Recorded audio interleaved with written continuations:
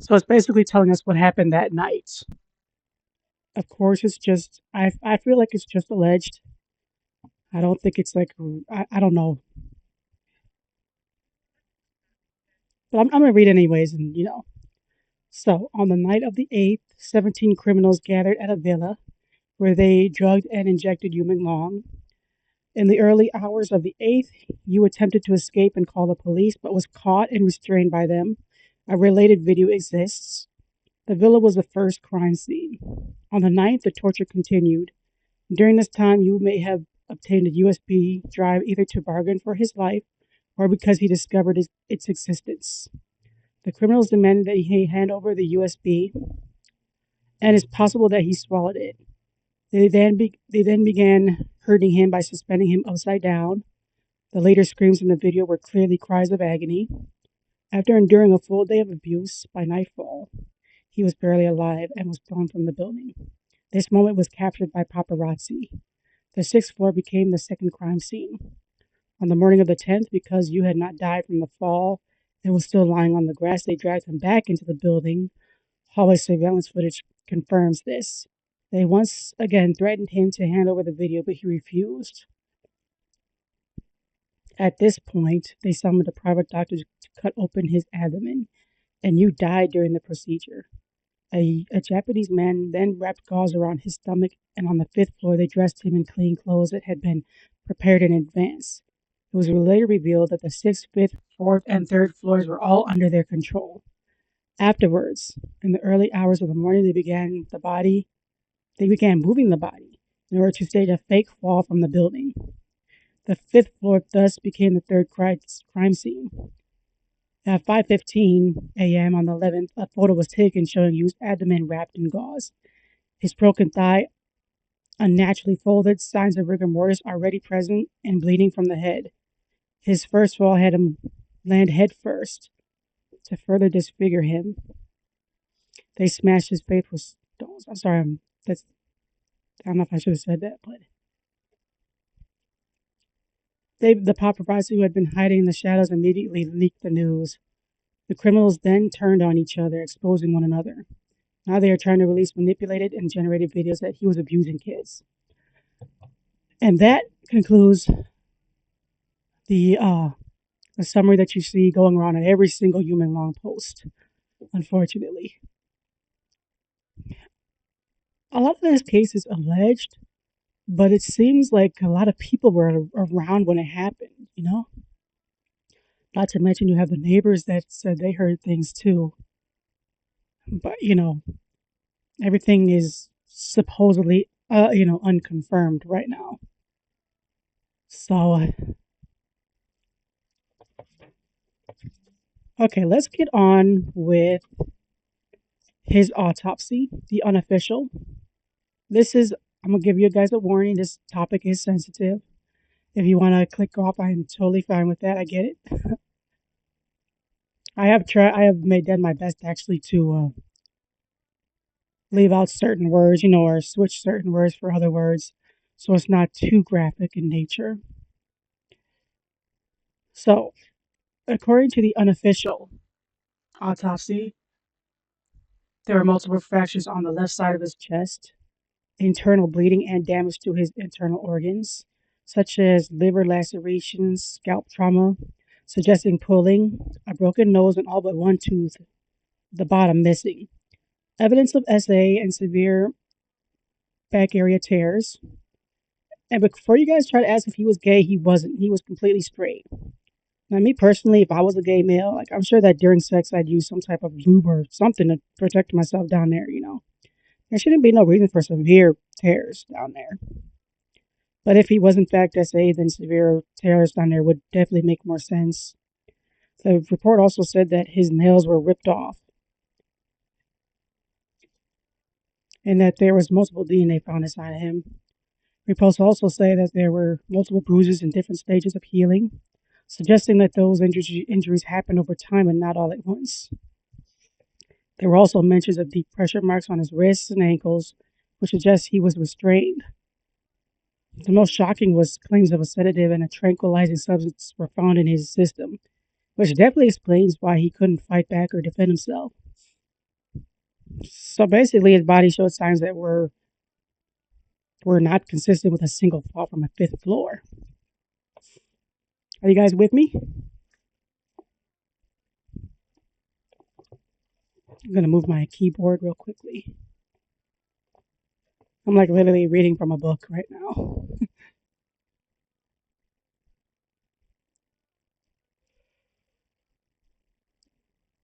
But yeah, I'm sorry if I'm yawning. It's like 7 in the morning. I am a morning bird though. Morning, I'm an early bird, but that's only because I stay up all throughout the night. Okay, let's get on to the next topic. I'm trying to stall. All right, I'm gonna talk about his missing body. I was wondering, like, is his body really missing? Like, because some people say it was, right? All I found out about his body was that his body was cremated quickly after the 12 to 24-hour investigation. And a lot of people find that suspicious because his mom never saw the body before it was cremated. Now, I had also heard that he wasn't cremated, but his body is in fact hidden somewhere beneath the 798 Museum, which is rumored to have been one of the places he was held hostage in the months leading up to his death. I also read that it's possible that his body was used to harvest his organs for higher ups. There's just so many things about this case that's just messed up, guys.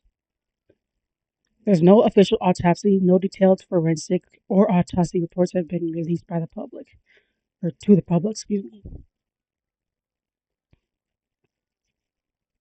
I know, murder so early in the morning, I'm sorry. But I've been up for hours.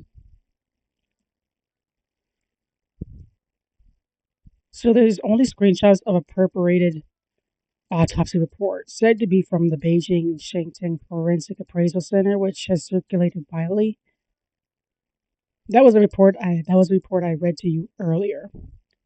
The report detailed extensive injuries, including multiple fractures, organ damage, missing teeth, and the signs of SA that some for foreign forensic analysis claim are inconsistent with a fall from that height. Right, because the initial police report had said that he jumped from the fifth floor because he was depressed, and a lot of people were like, "How do you if you wanted to self exit, you wouldn't do it from like the fifth floor.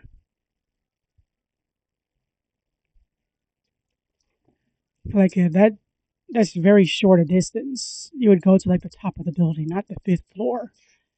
Now, I want to throw in an interesting fact for you guys. I learned this from Rotten Mango. Sorry, her name is Stephanie Sue on YouTube. She's amazing. I love her. She does very good murder mysteries and cases, and her and her husband. He sits in there. He'll like comment on the cases. They're a really nice couple. It's very nice.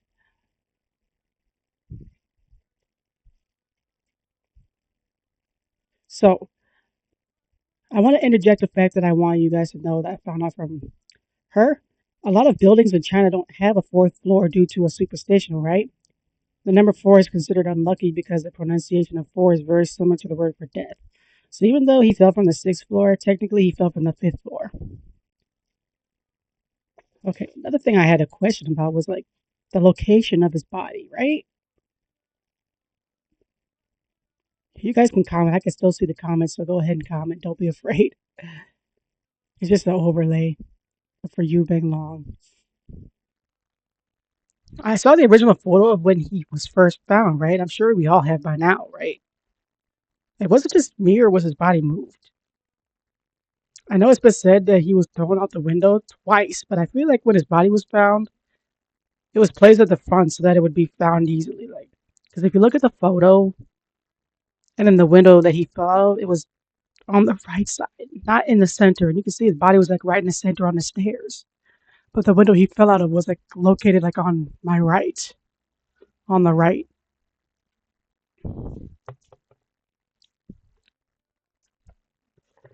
But that was just something I was just wondering about.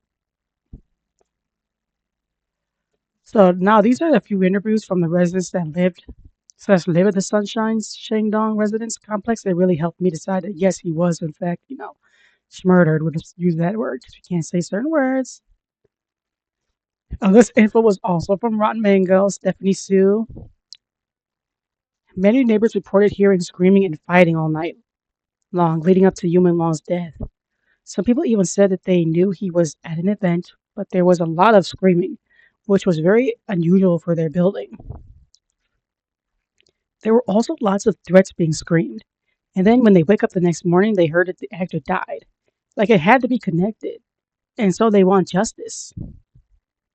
Those neighbors also commented on how easy it is to hear through the walls. They are paper thin. How's the sound, guys? Is it echoing? Let me know because I'm still figuring out things, trying to figure out some things, making it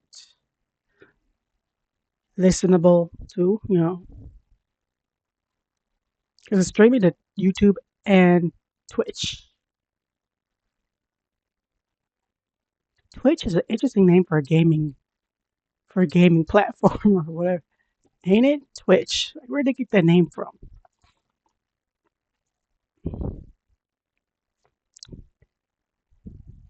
So those neighbors also commented on how easy it is to hear through the walls. They're paper thin. Also, when reporters tried to hold on to side interviews, almost all the residents shut down. They refused to speak. Hold on, I'm doing a little check.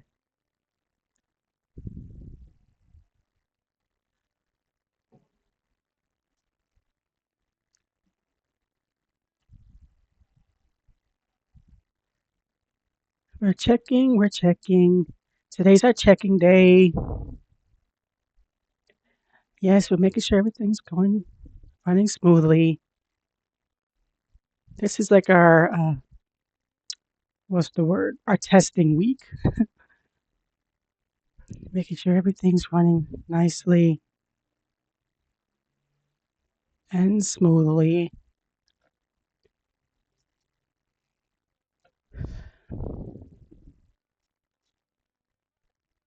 I'm gonna be doing this every Monday, just so you guys know.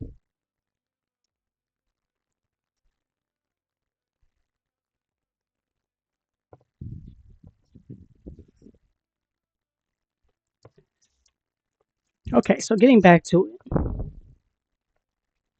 Also, when reporters tried to hold on-site interviews, almost all the residents shut down. They refused to speak. Also, the main action that sealed the deal for me was when the building denied access to any surveillance footage that they could have had to reporters and the public. That made people think that they were either threatened with violence or bought off. I personally think that they were bought off because what normal person responds well to being threatened? But of course, it's all just speculation. The window that he supposedly jumped out of, there were a couple of official interviews from the neighbors commenting on the window that he fell out of. One lady had said they said that he fell from the fifth floor, and that's a pretty short distance. She said that she had stood there watching for a very long time, puzzled, because how does someone fall from the fifth floor and pass away? Because on the windows is a metal mesh, which is damn near impossible to break. You could literally have to cut it. She also mentioned how she saw a lot of cops from outside the window. They were in the room that the actor had jumped out of, supposedly. She could see them trying to figure out what happened. And it looks like even they were puzzled. They looked like they were trying to reenact a bunch of scenarios to emulate what happened. Okay, I'm done covering the more grim topics. The next thing I'm going to discuss is things about the case that I don't think happened. I just want to put it out there that I'm not trying to make anybody mad by saying these things. It's just my personal opinion. I just my opinion. I don't think that the videos of massive crowds marching the streets holding signs for Human Long are real. Because I'd see comments under those videos stating that that was from blank holiday that just happened recently. And then I look closer, right? and see that even cops were marching along with the crowd. I do believe that people are in fact marching, but not to such a massive scale. So I want you guys to remember that not a lot of people in China know about what happened to Yu Menglong. His case and everything about him have been heavily censored by the Chinese government. So that's why I don't believe that those pics and videos are real. But don't worry, they will be soon enough. So keep raising awareness and sharing the AVAS for sure. I'm sorry for this next one, but I don't believe that there is a USB.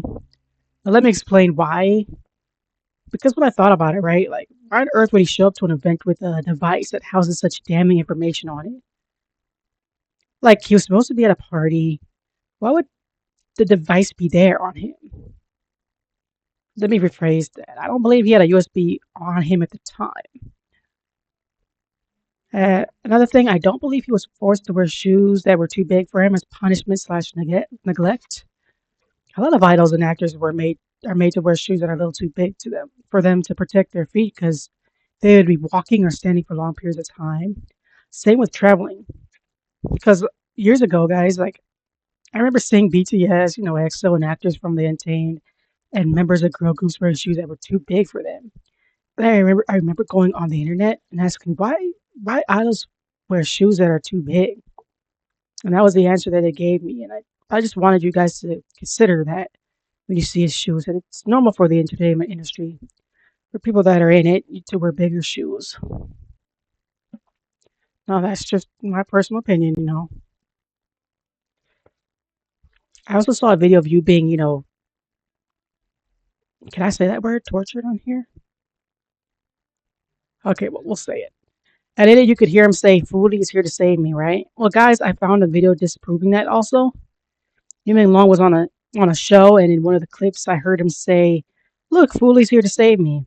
And when I heard that, I was shocked. So I don't believe that the dogs were there the night he was murdered. Murdered, excuse me. Now, don't get me wrong. I do believe with all my heart that he was tortured and that those videos of his torture are real. But I just believe that they added like a voiceover of him saying, "Foolie's here to save me" as a distraction. Because if people find out that part was like added in, then they would probably doubt the whole video is real. But I just wanted to reiterate that I think that that one part was added into it because not on a real torture video,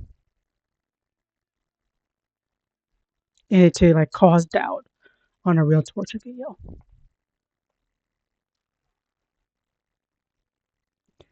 I'm sorry for this one also, but I personally don't think he was signaling for help in his videos.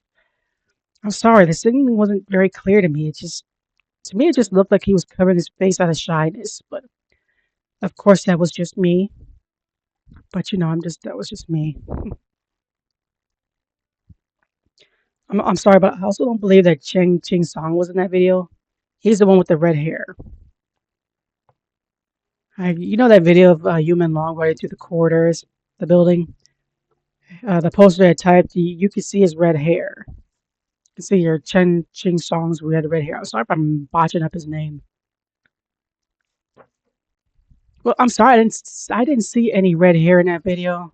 In fact, I couldn't even see any red in anything in that video. Like I couldn't see that could be accidentally mistaken as red hair.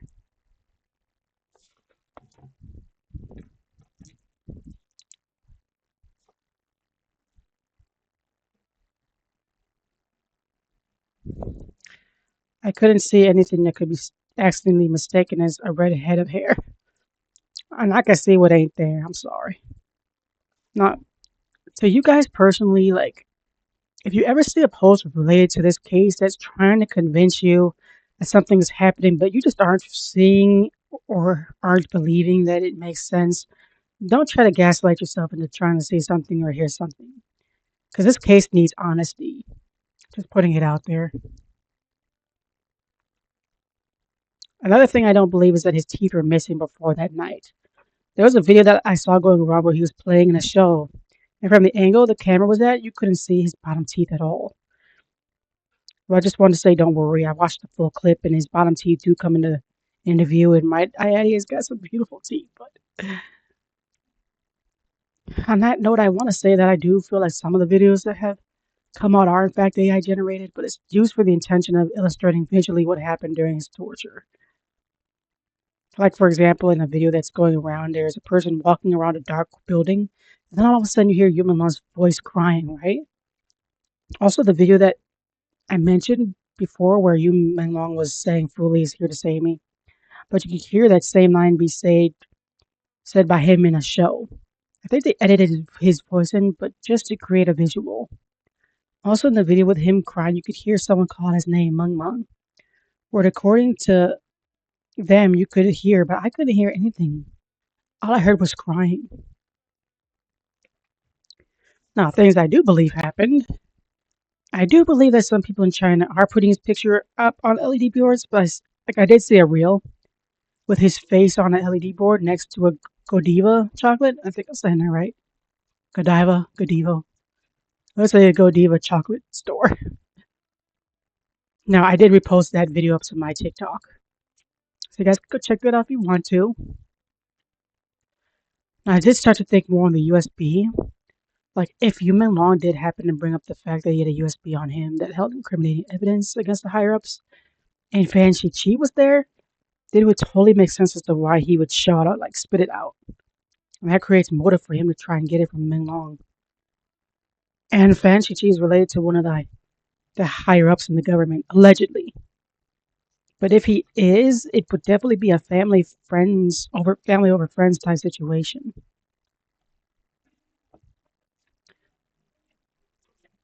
Hi, Bubba. I know, right? It is finally. I know. I'm so embarrassed. I had to wait for some of my stuff to come in. We're talking about human long today. It's a very sensitive topic. So definitely warnings, not for the weak, the faint of heart. So to get back to what I was saying,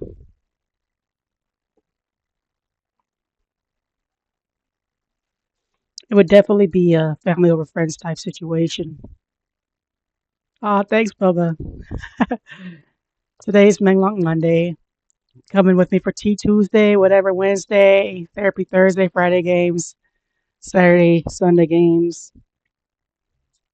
Right now, I don't have Minecraft or what's the other one, Fortnite.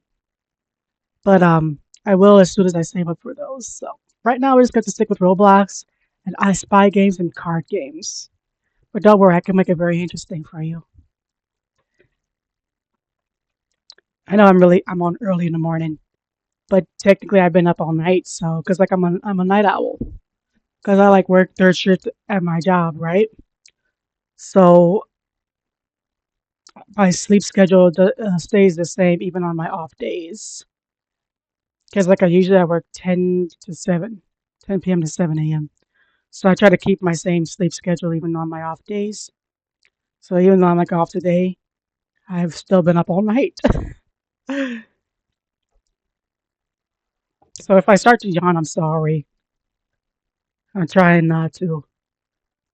So now my theory was that human long. Oh, Bubba, is my audio coming in nicely?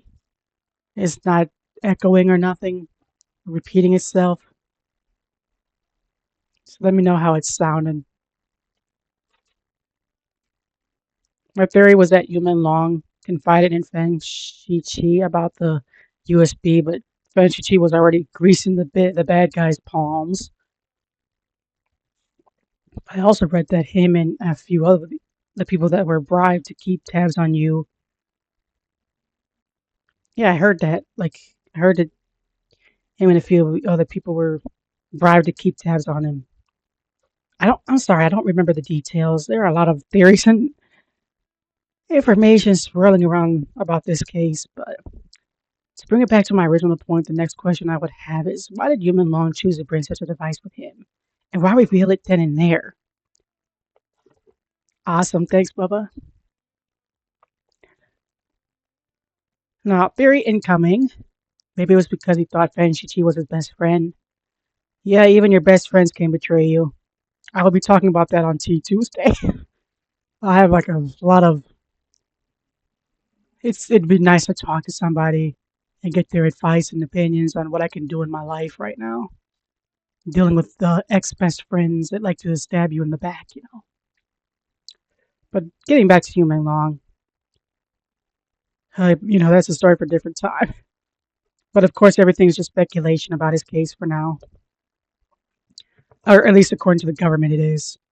I don't trust them right now. His abuse. That's another. This is another sensitive topic. Just gonna let you guys know. In 2 years, he went to the hospital 17 times. Like, can you believe it? And the explanation behind that was that it is believed that every time he would try to reach out to anyone, asking for help, his handlers would find out and then punish him by beating him. Like that would explain all the bruises and the all the bruises that you could see on his face. Like, I'm sorry, Bubba, this is like such a terrible topic to be talking about on the first day, but it's very important to me. But this is like what's it called? Testing week, so making sure all my backdrops are working out perfectly. I have other scenes too. Hopefully, you come for all of them. I'm gonna be on every day, honestly, and at 8 a.m. So another TikToker whose video I saw made an interesting point. His name is K Brooks. He said, in order to keep Yuming Long silent and not talking about the things he went through, one would have had to have a lot of people around him to keep him quiet. Like, did you guys ever notice, like, how in pictures of him with his bodyguard, Du Chiang, the guy would be watching him like a hawk. And in one video, we see Du Quan. I know I'm saying his name wrong, but whatever. Du Shan or whatever his name. And another man inside of a building with Men Long, and they were both like on his. How do I explain it? They're both on each of his side, grabbing his arms and rushing him out of sight. Like it's just weird. I literally thought he looked like he was being held hostage. Just a very unsettling thing for me to see. I reposted that video to my. Aw, thank you. Yeah, Human Long was just recently killed last year, September 11th. Go figure. And the story is that he was. It wasn't a simple. Uh, Authorities in China had said that he had jumped out the window himself, but media and fans and people are saying that it was not like accidental. He was murdered, and they got a whole bunch of videos proving it. They got videos of that night. They got everything. Like it's just unsettling this case. And I wanted to ask you a question, Bubba. Like, is it possible for police to rule out criminal activity without finding out the cause of death? Because that's what the cops on this case did in China, right? They ruled out any criminal activity without knowing the cause of death. I'm like, how do you rule out a criminal activity if you don't know the cause of death? Like, that just seems so backwards to me. No. Yeah, like getting back to like the guys around him, surrounding him, I thought he looked like he was being held hostage.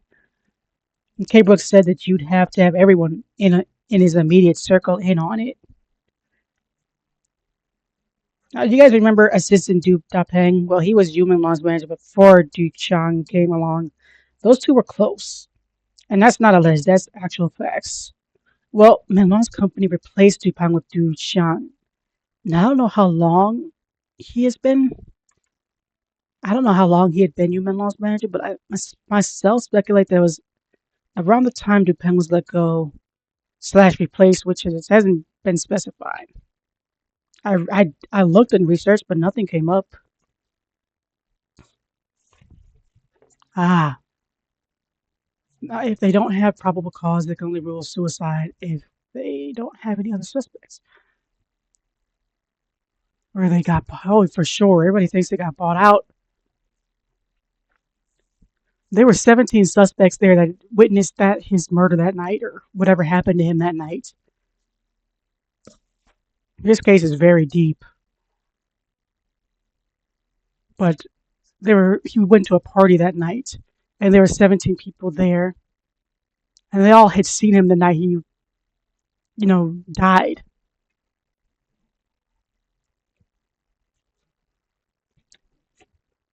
So, but according to Kay Brooks, even the police would have to be in on it, which is exactly what happened. They were all bought off, which makes perfect sense to me. And did you guys notice how every single location that was involved in this case was found out to be owned slash controlled by the few of the suspects in it? There are three locations I'm aware of: the Sunshine Shandong Residential Complex, two the 798 Museum, and three the Bulgari Hotel in Beijing. A lot of the suspects that were involved in this case were involved either owned or lived or resided at those complexes that were said to be involved in his murder. Like Song Yiren and Ji Guangguang both lived in the apartment complex. Song Yiren doesn't live there anymore, but Ji Guangguang owns it. He still owns it, and that's the apartment that Yu Menglong fell out of supposedly. And Shi Tao, who was the husband of Ji Guangguang, is most definitely connected to the 798 Museum exhibit with all those disturbing displays of humans. Yeah, the ones of what look like real humans, real displays of human organs, preserved skin, and all of those shoes connected by red strings.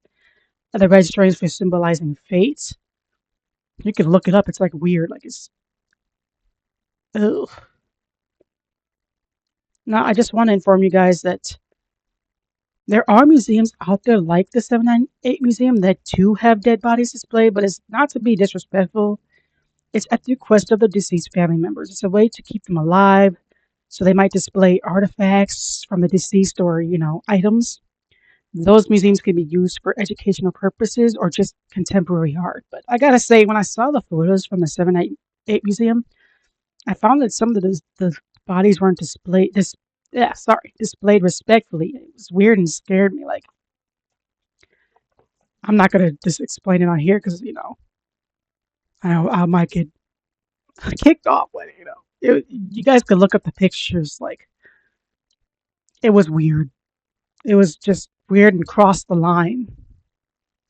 Now let's talk about those buildings that are involved in this. I did my own research on each of these buildings too. The Chihao Art Museum, aka the Red Brick Art Museum, which has been linked to the case and online rumors with alleged allegations that Yu Long was held captive in his basement or that his body was held there for plastination to cover up evidence, excuse me. The museum's manager, Yang Shiji, and his architect, Ando Tudao, are listed among those allegedly involved by some sources. The museum and the adjacent Bulgari Hotel are reportedly state-owned enterprises, which some claim explains the high-level censorship surrounding the case. Now, I wanted to point out something about Yu Menglong to keep in mind about this case, right? He's an actor, and his company is owned by the government. It's a government-owned company. So keep that in mind when I'm telling about this case. So a lot of government officials are involved in this case. And it was said that Yu Long uncovered a plot, what's it called?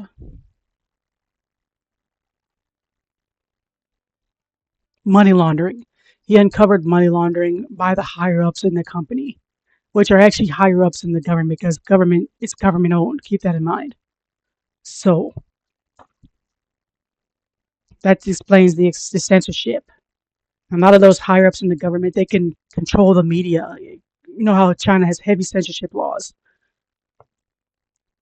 I'm in America, so we do have censorship, but very minimal censorship.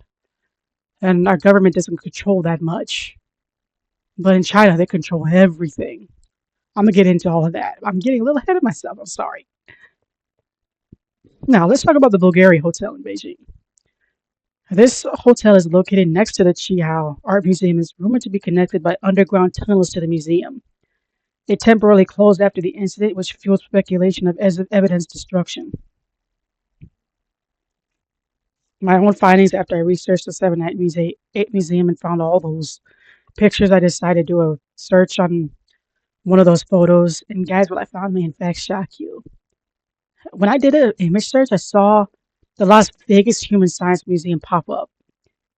And all those photos that are connected to the Human Long case are on their website. I was kind of disappointed because I thought they were at the 798 Museum. Then I remembered that there was a piece of information going around that the 798 Museum moved those human exhibits to other museums. And it makes me wonder if Las Vegas was one of those locations. So what I did was I typed a letter to the LA Museum inquiring about some of those exhibits. We're going to see if they message me back, but I don't think they will. I could always call them and see. I really want to. Getting back to K. Brooks, he also mentioned how he believes that Police Chief Bebo is in on it, seeing as he controls the area where Human Long was found dead. He also mentioned how even now there's still no proper police report. There is a police report on Human Long jumping and supposedly self-exiting, but there is no actual police report of what happened that night. The investigation is still ongoing. He said that back in October. By the way, just saying.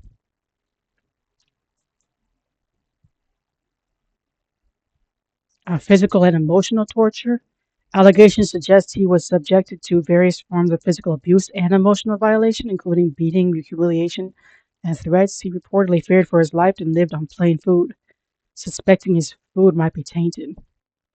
Now there was a couple of videos on his Weibo. That's a weird word, Weibo.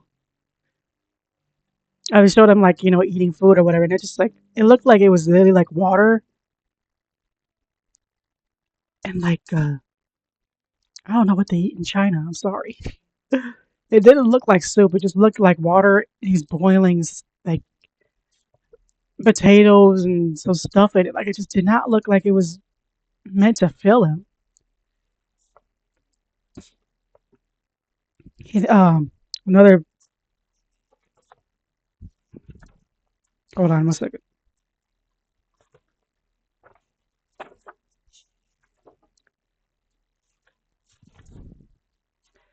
Another thing for his abuse was forced activities. He was allegedly forced to attend gatherings against his will, where claims of him being forced to drink and being drugged have circulated. There was a guy, a waiter from the night that he went, well, the night before he was, murdered.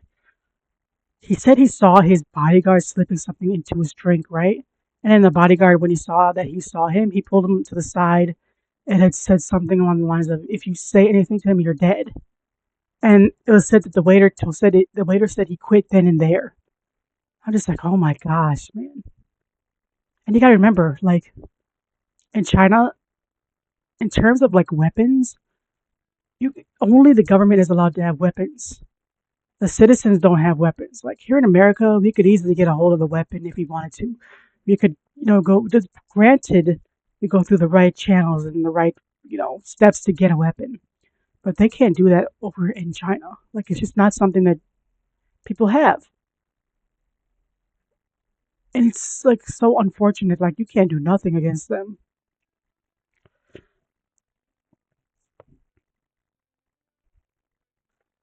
Next one was contractual exploitation. He was reportedly trapped in a slave-like contract that led to financial ruin with a manager, Du Xiang allegedly signing a secret contract that resulted in a massive debt he was forced to cover. Next one was suppression and blackout. Official censorship. His name was blocked out on social media platforms in China, and posts related to his case were deleted. Even though the official police report classified his death as an accidental fall after drinking, ruling out foul play, many fans and netizens doubted it because of so many irregularities in the case. I have a Weibo, right?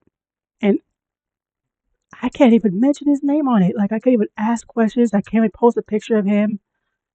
Like it's so sad. Like the censorship, they really did censor the heck out of his name, bro.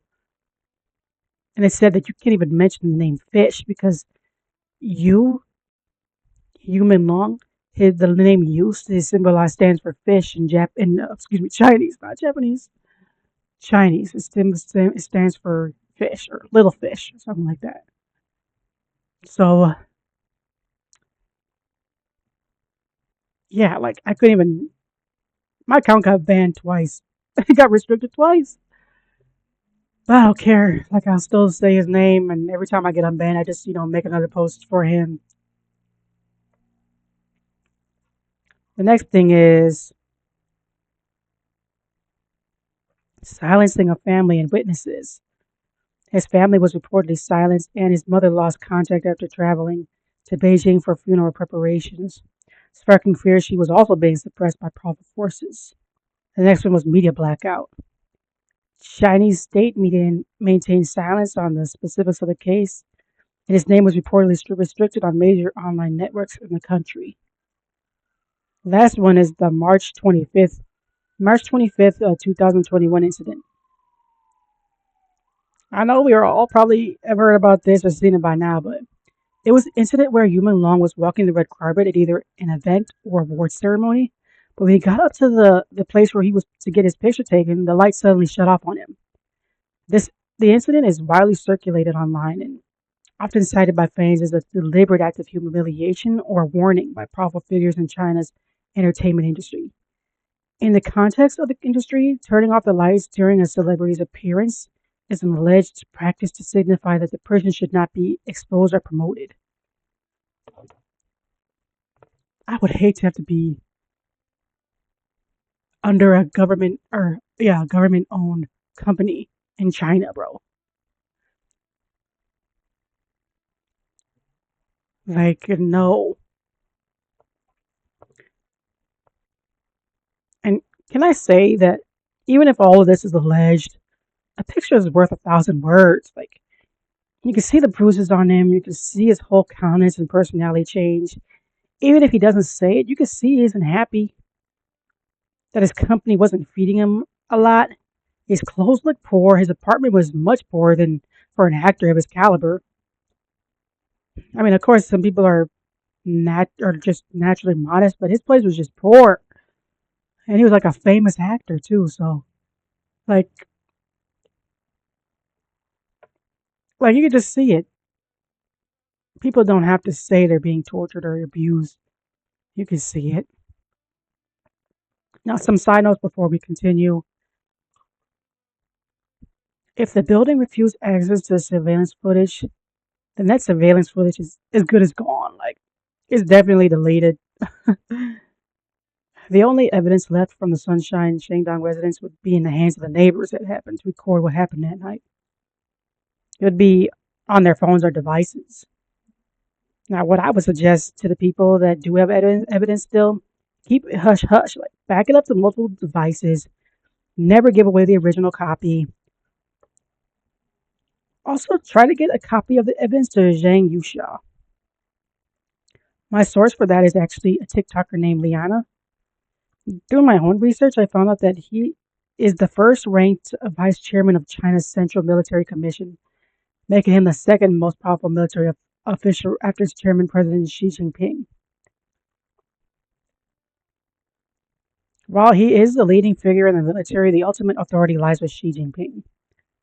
Now, more on Zhang Yusha states that he is associated with Shang-Chi faction, named for shared origins with other high-ranking officials, including Xi Jinping. Recent purges of rivals such as the Fuzhong faction led by He Weidong and Miao Hu have consolidated the Shang-Chi faction's control, giving Zhang Yusha significant power. Now, despite his, I'm sorry, I'm tired.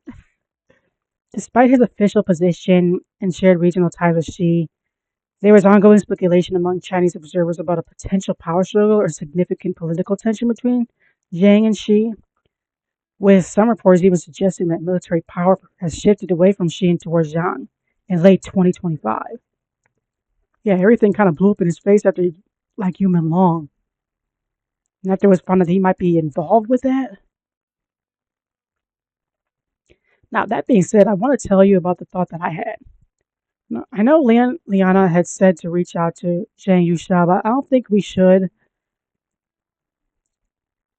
I watched Rotten Mango on YouTube, and she had said that you, had uncovered a money laundering to the arms industry through ghost companies in his name. What I found out, speculation online connects the alleged money laundering to the arms industry and the families of the top Chinese Communist Party officials, such as the brother of Xi Jinping and the son of Tsai Shi. Sounds to me like that has to do with the military, perhaps. Like, what if Zhang Yusha is behind it instead of Xi Jinping? I wouldn't trust either. Is my point. Like, just to reiterate what Rotten Mango said, like the ghost companies are connected to military. Arms, military arms, and Zhang Yusha is over the military. It's not just Xi Jinping; it's him too. So, me personally, I wouldn't trust any of them, either of them. So, what I would strongly suggest is that neighbors submit any evidence to Amnesty International and the FBI in America. And I added the FBI because they could confirm if those videos are circulating are real or not. I personally want an official stamp on those videos so they can stop being labeled as that alleged video. That's all I want. Next topic is his alleged girlfriend. I'm gonna take a quick second to drink some water because I'm like, you can hear my voice is going. My voice is dry.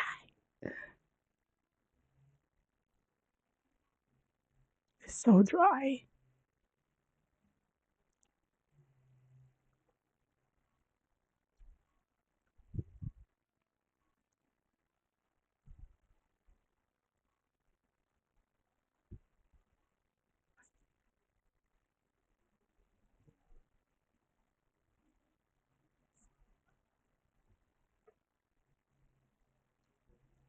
Okay, we're back. Next topic is his alleged girlfriend. What I found out about her wasn't much. Like, her name is Ken Shin. She's 30 years old. Looks like she's a small time actress. She only has 9 movies slash shows under her belt. Doesn't seem like she's very well known or famous. Like, I couldn't even find a social media for her. Like, I tried to look for it on Weibo. I think I found it. Like, does she have a Dove chocolate commercial by chance? Because that's the page I found I think it's with her. It has 27K followers. It looked kind of like her, but anyways, the rumor is that she's his alleged girlfriend. That's just rumors and hearsay, though. But from that one video I saw her hanging all on him, I think the rumors are true. Like, Yibin Long was a very private person, so there's no way he would tell anyone that he was dating. But Kanshing was believed by fans and netizens to be a planted spy by his agency. It would make sense as to why she disappeared so quickly. She disappeared as quickly as she came into his life. She is like a nobody. She has no online presence. Excuse me, no online presence. She's just there. Like, but theories say that she was intentionally placed into his life to gather personal information about an alleged private investigation he was conducting, which probably is mentioning the USB drive. Like, how would they even know about that? Maybe the information was bad, but it's not as bad as people think it was. Because why would the company be stupid enough to let it slip that they're involved in money laundering? Hmm.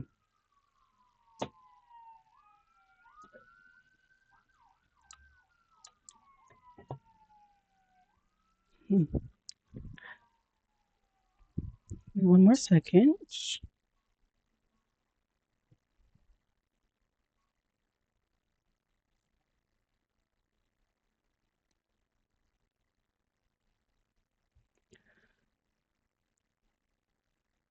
But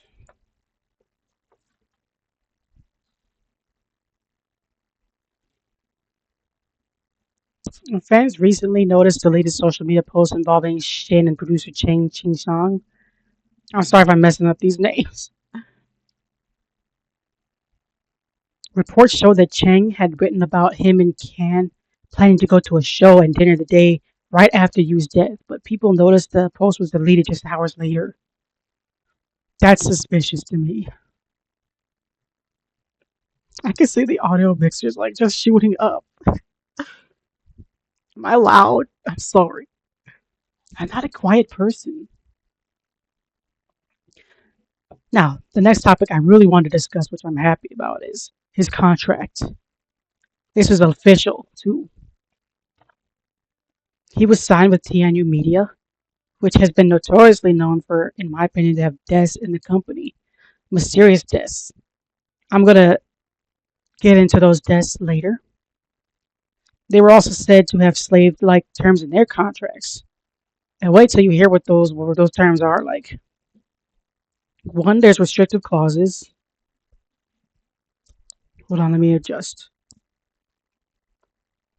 Restrictive clauses, which includes a priority renewal clause that requires one, you in this case, to renew with TNU, even if other offers were significantly below market value. That's just what I found in terms of like the restrictive clauses. I'm gonna read some of the key clauses from the leaked contract. These are all from Articles 3 and 4. Even after the contract ends, TNU retains the right to use the artist's name, image, voice, and biography for promotion indefinitely. Number 3, the company also gains complete control of all the artist's social media accounts. All her profits permanently belong to TNU. Okay, I can understand the social media accounts. That kind of does make sense to me.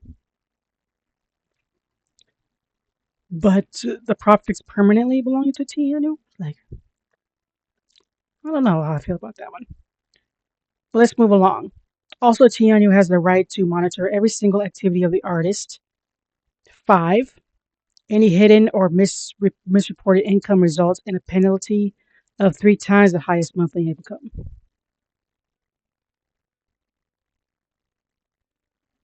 So he can't have no job on the side or something. I mean, without letting them know. I guess that makes sense. But like what I do in my free time should be my business, right? But whatever. I've never been under contract before, so I don't know.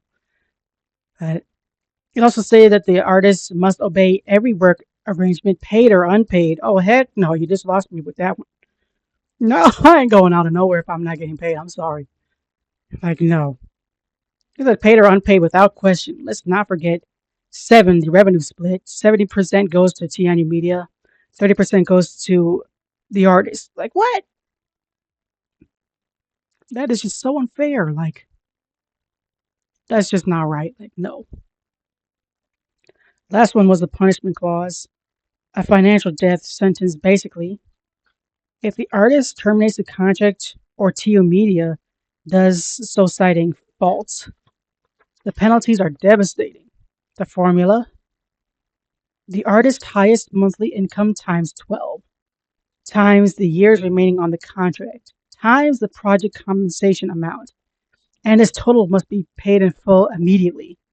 For Menglong, whose top monthly income was about 20,000 yuan, which equals 2,800, the calculation for the remaining 2 years combined with the project compensation clause soared to an unthinkable 200 million, which translates to 28 million US dollars.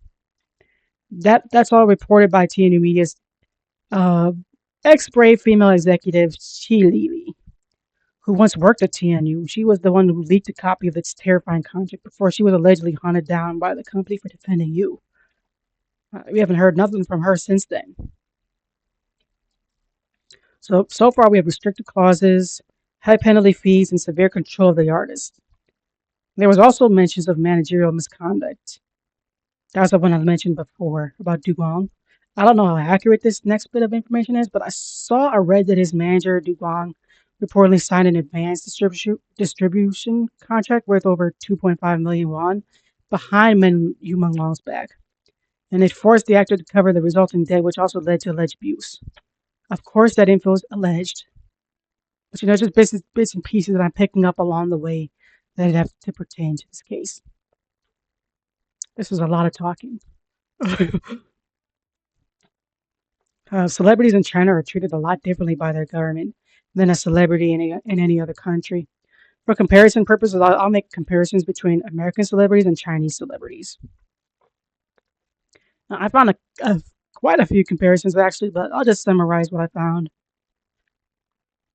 In China, actors are treated as a state asset, closely controlled by the Communist First Party, the CCP. Through strict censorship, I can't read, I'm sorry. Regulations on appearance, banning effeminate looks and tattoos, and mandates oh my god, to promote socialistic values and nationalistic themes. With careers dependent on showing loyalty, facing backlash, blacklisting, hefty fines for tax evasion, and suppression of toxic celebrity culture. Now, I can understand the hefty fines for tax evasion, but yeah, like everything else, it's like you're being forced to do that. Socialist values and nationalistic themes with careers dependent on showing loyalty. I wrote all this down. I have like this whole notebook. So I'm like reading off of what I wrote. I feel it was enough to fill a whole notebook. I'm not even lying. So we're going to be here for a little while. My first chat about Human Long was like an hour and 20 minutes, but I've definitely added a lot of more stuff to my research. So it's definitely going to be longer than that. I hope you guys don't mind. But yeah, it's like uh, toxic celebrity culture if they deviate. That was where I left off. Embodying a system where art serves the state's ideology. In America, actors have one freedom over expression. Actors in the U.S. are protected by the First Amendment, allowing them to express political opinions, criticize the government, and choose roles without fear of government censorship or blacklisting. Two, minimal direct regulation. The government does not regulate the content of films or TV shows in the same way that China does.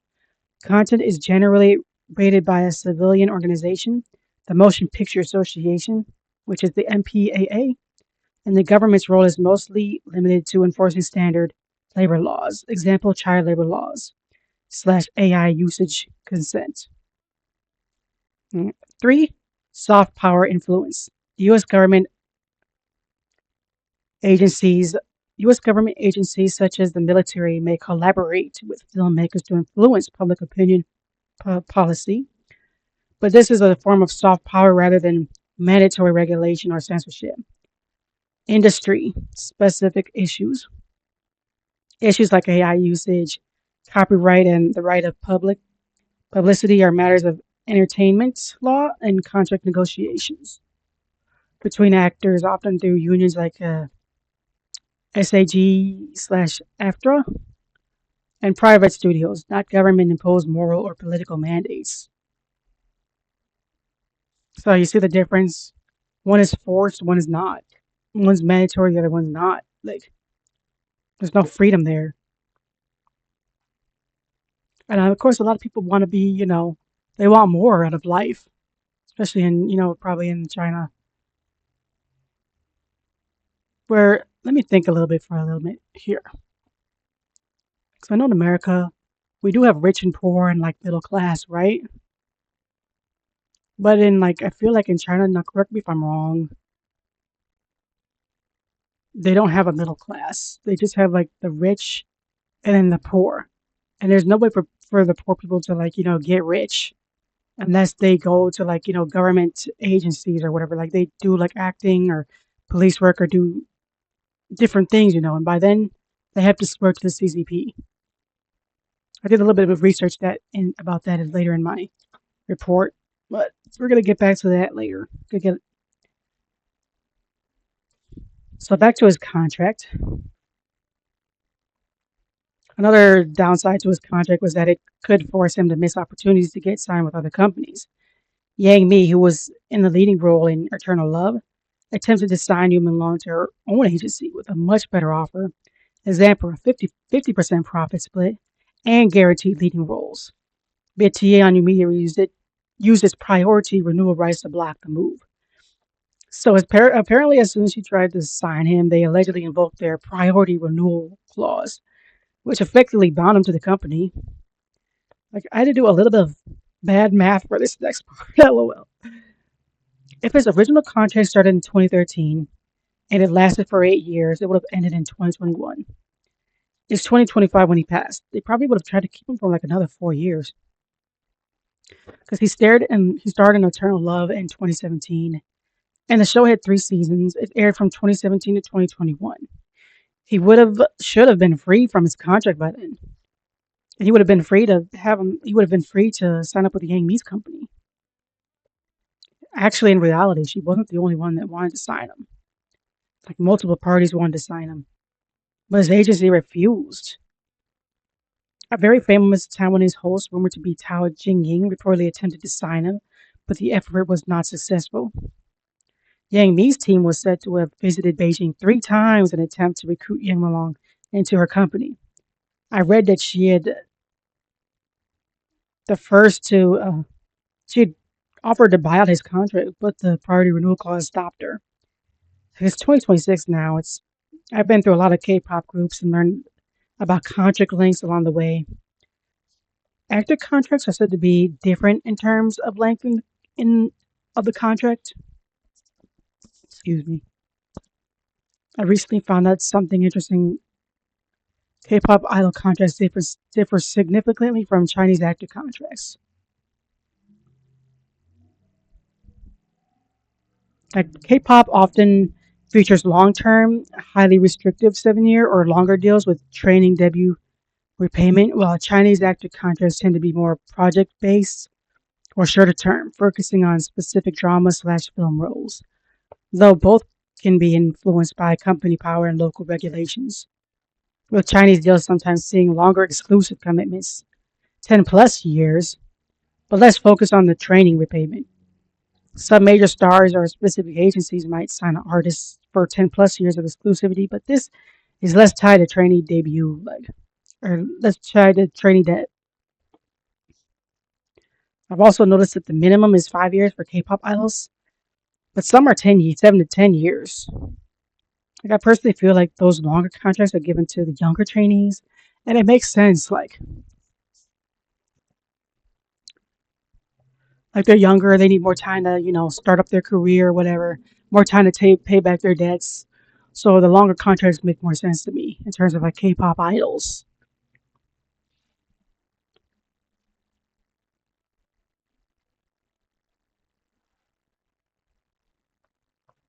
Okay, so to finish addressing Human Law's contract, we know that it lasted for a span of 8 years. It started in 2013 and it was set to end in 2021.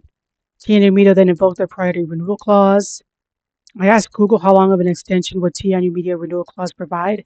It said that for artist Yuan Long, who was subject to this clause, the company reportedly used it to schedule his work and effectively bind him at least through 2023, despite more favorable offers.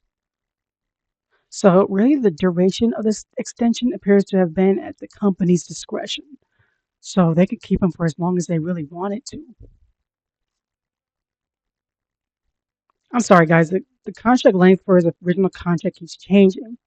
Like, first I found 8 years, then 10, now it says 12. Like, which one is it? If it is 12 years, then that means it would have expired in 2025. Because death could have been a way for them to clean up loose ends. Sorry, tie up loose ends. Just a thought.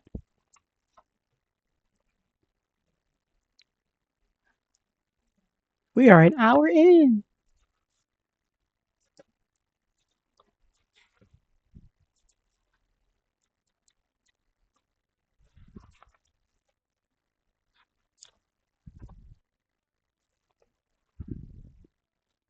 And we are not even halfway done. Yeah, there's a lot to go with this case. So, The next topic is interviews and statements from the residents and Sunshine Shandong residential complex. I'm actually a bit excited to talk about this next part. During the morning when they had found Menglong, there was an older woman that had spoken to a reporter, and what she said kind of shocked me. What she said was she saw the paparazzi man post online stating that the police had ruled out criminal activity, but the specific cause of death was still under investigation. I did just say that just before, but I want to put it in again because it's under interviews and statements. And like I was saying before, you know what that means? It means that the cops released the info to the press without even knowing what happened to him. And let me clarify more. How would they know that nothing criminal happened if they don't even know how he died? Like, for example, it'd be like someone finding a dead body right in a field, calling the cops, and then when the cops come, they see that there's no blood around. And they determine no criminal activity. But when they do an autopsy, they see that the body has, like, puncture wounds. The cops shouldn't have ruled out criminal activity without knowing the cause of death. Like, I'm sorry, I don't know if I'm wording that correctly, but I just feel like someone told slash ordered the police to say criminal activity has been ruled out to cover for the people involved. No, not all day stream, just another hour. And I'm gonna go to TikTok because unfortunately this um stream doesn't allow me to post to TikTok either. I can only do like Twitch and YouTube, but it's okay.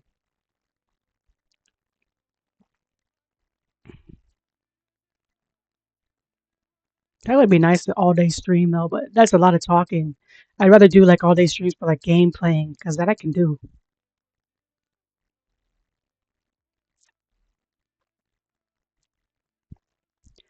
But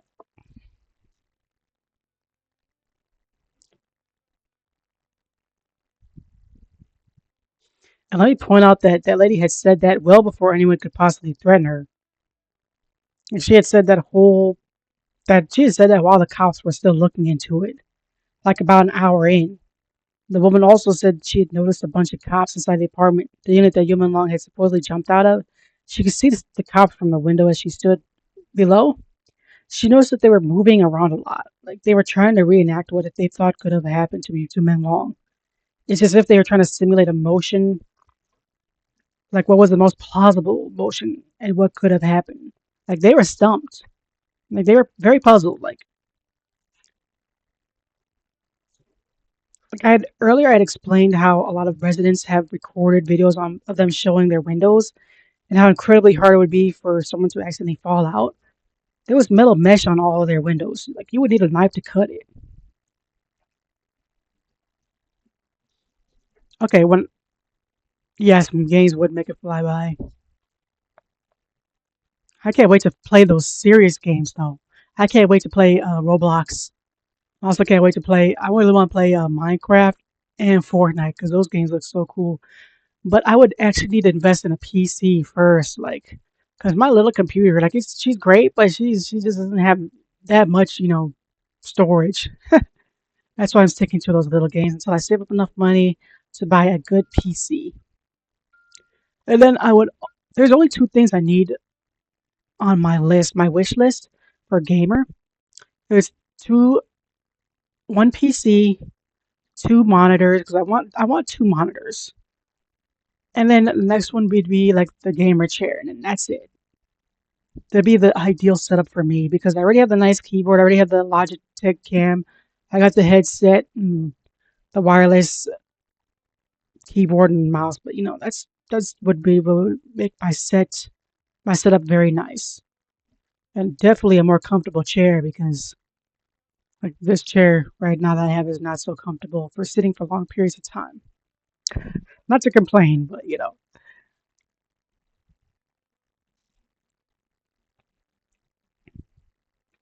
Now, in terms of the metal mesh that I said you'd have to cut, I just want to recount a story when I was little. Like I remember not many buildings in America have metal mesh. But I remember back when I was younger, like I was a kid in elementary school, we had our school had metal mesh on the windows. All of them did. And you could punch that stuff and it just would not break or nothing. Like you would definitely need a knife or something to cut it. Like it's just not easy. And it's a safety thing, you know? Like you're not getting through it unless you're really trying. Even a full force kick might not even do it.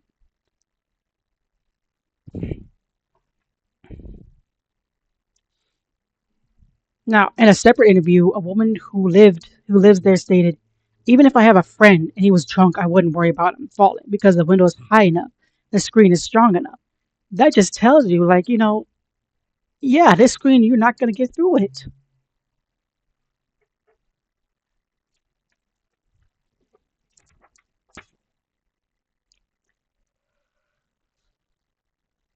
The next topic is Golden Rooster Awards.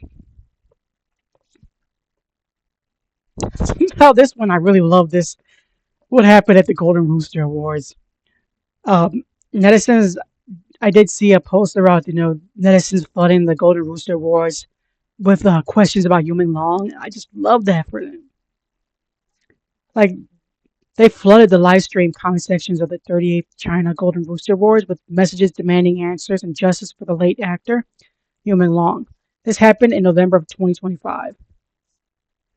Key questions and demands like demands for the release of autopsy reports and testimonies from the 17 people reportedly present at the gathering, and why a deregistered studio issued a statement instead of the police or his family, and inquiries into the identities of everyone involved flooded the comment sections. Because remember, guys, that list is still private. The people that were there that night is private, but it still got leaked somehow. Because a lot of people, like, they let it go. A lot of people that were said to be there let it, like, slip on their social media that they're going to a party that night. So, and some people wrote, and I quote, "I'm not watching anything. And you has become an obsession. We can't let this go." Another person wrote, "Forget the films. Show us the surveillance footage." One person wrote, "We want the CCTV videos." Another said, "Return the truth to us." And one comment said, "Give us back Human Long." My personal favorite was a comment saying, "You ban entertainment? Fine, we ban entertainment too. Bring us justice." One viewer shared a moment from the post office. "I used to be the only one mailing letters. Today there was a pile of registered mail in front of the clerk. I think more and more people are joining this movement." Yes, I think that's great, but in terms of the Golden Rooster comments, it got so bad that they had to turn off the comments. LOL. Now, according to netizens in China, netizens is just another word for people. That's like the Chinese word for people. So, according to the people in China, this isn't the first time people have done this. Whenever there's a live broadcast anywhere in the country, the bullet screens light up with one name. That name is Human Long. His absence echoes louder than any celebration. We're going to force them to reopen the case. Now, this is me saying this. Like, I don't care if the time window is closed for investigation. We could still have a case reopened. It's shady to me that that's even a thing. Like, Human Long's case can be closed, but it should still be able to be reopened if new evidence begins to surface. Like, his case can become cold, but it's not over until his cause of death has been found out. I know a good way to get answers though. Y'all might not like it, but what I'm about to say, but like it would have to involve getting Xi Jinping out of office. If he is in fact involved, that is, I reach out to Xi Jinping and ask him for clarity on Human Long's case. If he's not involved, from from what I've heard, well, at least here in America, I've heard that Xi Jinping might be involved. This leads me into my next topic, which is the CCP and how they can be taken down. And this is a very sensitive topic, so I'm just going to be very, respectful in how I present it, as respectful as I can muster. Bubba, what games do you play? You tell me and I can join you. Uh, The CCP stands for the Communist Party of China, or the Chinese Communist Party. They are currently the founding and ruling party of the People's Republic of China. Founded in 1921, the CCP won the Chinese Civil War against the Kuomintang and proclaimed the establishment of the PRC under the chairmanship of Mao Zedong in October 1949. The CCP has since governed China and has had sole control over the country's armed forces and law enforcement. As of 2024, the CCP has more than 100 million members, making it the largest political party by membership in the world. Right, because the CCP, it works off of membership. Like you have to sign up to be part of the CCP. But in America, you just like with different parties, you're in a party. You don't have to sign up. You can just be in that party. I wanted to know the pros and cons of communism, so here they are: the pros and cons of communism. So, you got to be fair. Got to give both sides. Let me just say there was more cons than pros, obviously. So the pros are social equality. In theory, communism aims to eliminate social classes, exploitation, and poverty, supposedly, by ensuring everyone has equal access to basic needs like food, education, and healthcare. That sounds nice, doesn't it? Second one is guaranteed employment. Oh, that sounds nice too. The government owned the government owns and controls the means of employment for all citizens, virtually eliminating unemployment. Right, let me read that again because the government owns and controls the means of employment for all citizens, virtually eliminating unemployment. How is that possible? What? I don't get that. If somebody wants to explain it to me, that'd be great. The guaranteed employment through the government. Like I just don't understand that. The third one is cooperation over competition. The system encourages cooperation among citizens for the common good, rather than competition.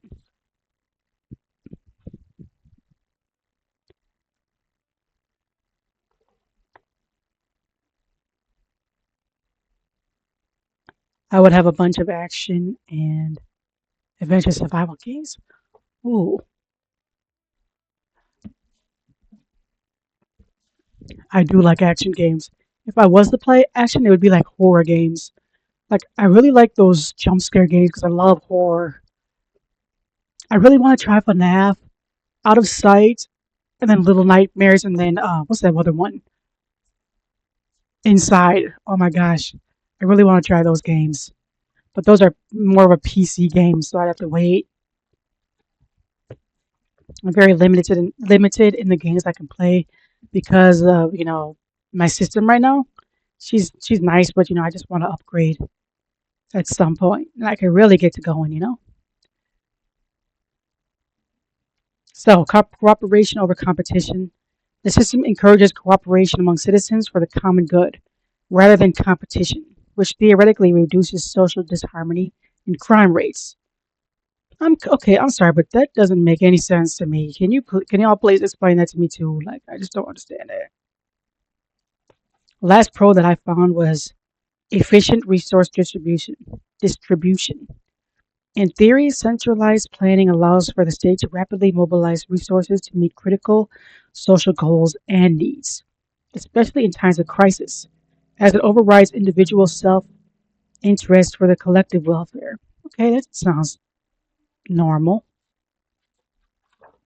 Okay, now on to the cons of communism. And like I said, there is a lot. That's sad when the cons outweigh the pros. That should tell you something. Well, let's get on with it. Lack of individual freedoms. A significant criticism is that the system often leads to a loss of personal liberties, including freedom of expression, religion, and the right to own private property, like land, houses/apartments. They can't even buy land in other countries, USA to be specific.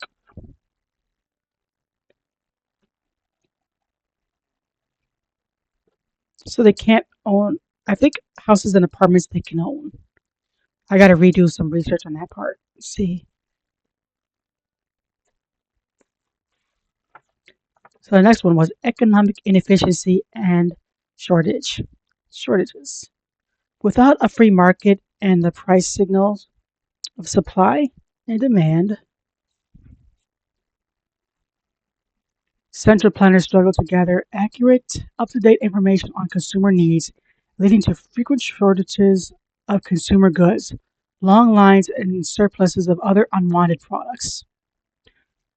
So, economic inefficiency and shortages. Without a free market and the price signals of supply.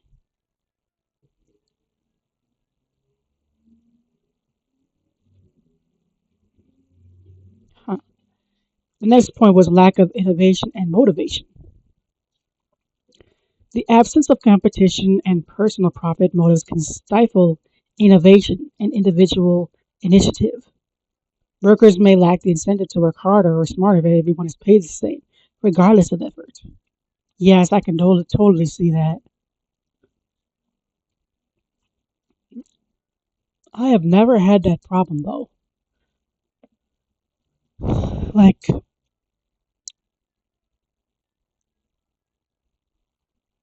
I wonder.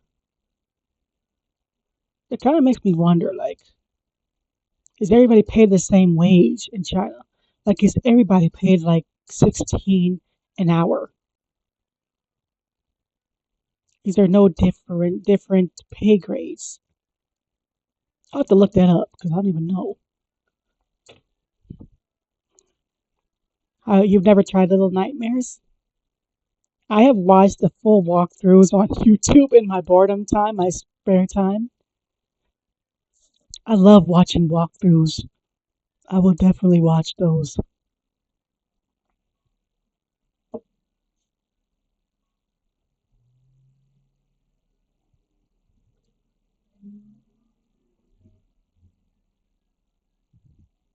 I'm actually looking up is everyone paid the same amount in China right now because like I'm just curious.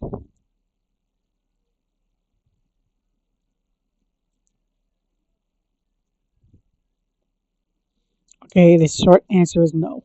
Okay, that's the game I would really love to play. Is Little Nightmares, but I don't know if I can stomach it. It looks kind of messed up.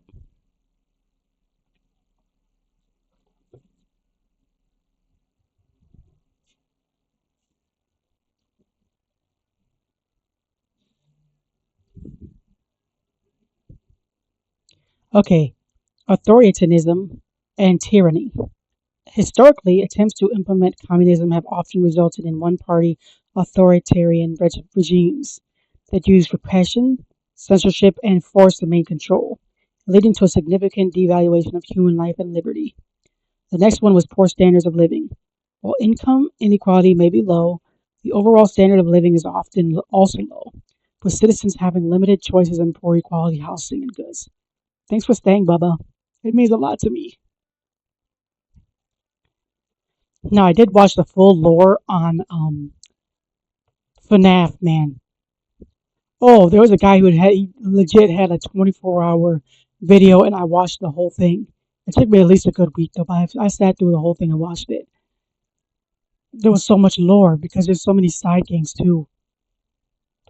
And did you know that they came up with the FNAF movies this year? Not this year, but one was last year and one was, I think, the year before that. I haven't seen the second movie. I really want to. But yeah, I really want to see them. And then I watched the lore on Poppy Playtime. Yes, that's another one I sat through. I watched all the walkthroughs, Poppy Playtime.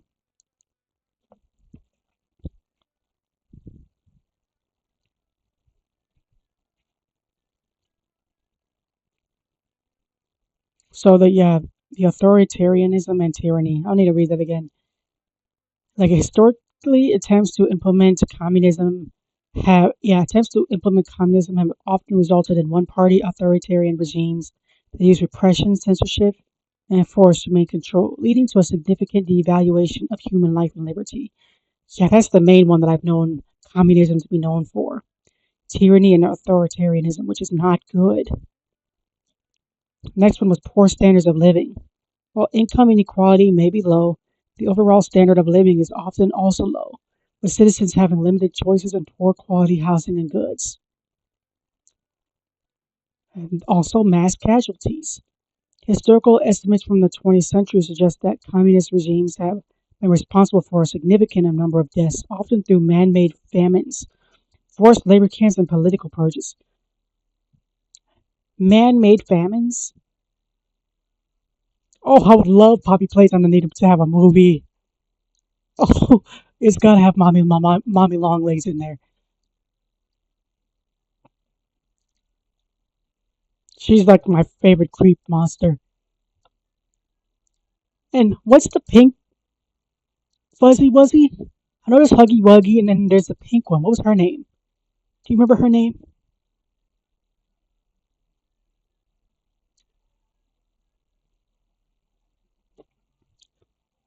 So mass casualties go to continue. So that is a good and a bad concerning communism. At least that's what I found online. Now the good news with the CCP is not everyone has to join the CCP. Well, that's what it says on paper. I'm sorry if you heard that. If you could hear something in the background, I'm like right next to my window. This is where I get the most light, and it's right next to the window. I'm gonna eat some nice ice cream after this. I can't wait. I'm getting so excited. I think it's pecan something. Yeah, Mommy Long Legs was the pink one with the, but there was a girl version of Huggy Wuggy, and she's Missy. Yes, Kissy Missy. Yay! Yes, Kissy Missy. Oh, I love her. I definitely want her in there. She sings so good. There's gonna be a Poppy Playtime 5 though, isn't there? I thought it came out recently, or the demo for it came out. See, all I can do is live vicariously through other people until I get my PC. I can't wait.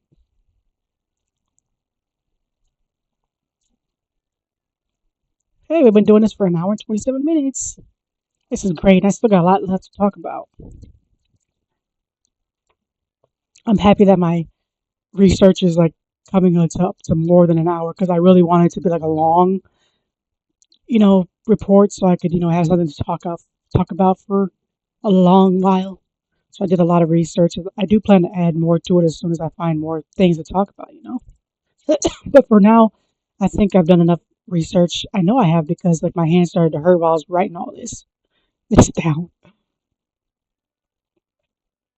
Yes, but Kissy Missy and speed run. Yep. Oh yes. China's government functions as a centralized state where the Communist Party exercises total control, directing policy and administration through state institutions, making it an authoritarian, single party system. While the Constitution describes it as a people's democratic dictatorship, its system. Sorry, yeah, it's China's Constitution describes it as a people's democratic dictatorship. So yes, I might sound stupid by saying this, but I thought only the U.S. had a constitution. I thought that was only for like Americans. I didn't know that China had a constitution too, or is that like term universal? See, we're here to learn. Okay, so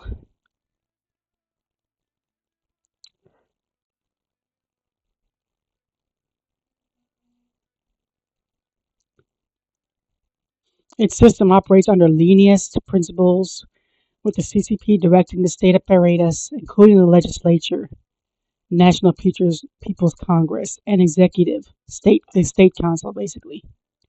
So it's just the CCP has control over the government, basically. I'm going to list a few key characteristics that I found. The one party rule.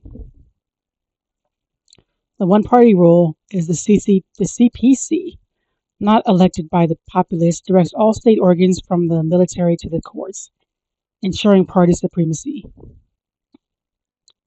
The party state structure, which is the party and government hierarchies are intertwined, with party officials holding key positions and precedence over government ranks. After I read that, I had a question. What is the difference between party rank and government in China? Because what it said was, you know, because it said party rank is over the government or something like that. In China, in China's party state system, the CCP holds the ultimate power, with party ranks superseding government rank, meaning party leaders control policy while government bodies implement it, which is kind of interesting and different to me because America runs a lot different.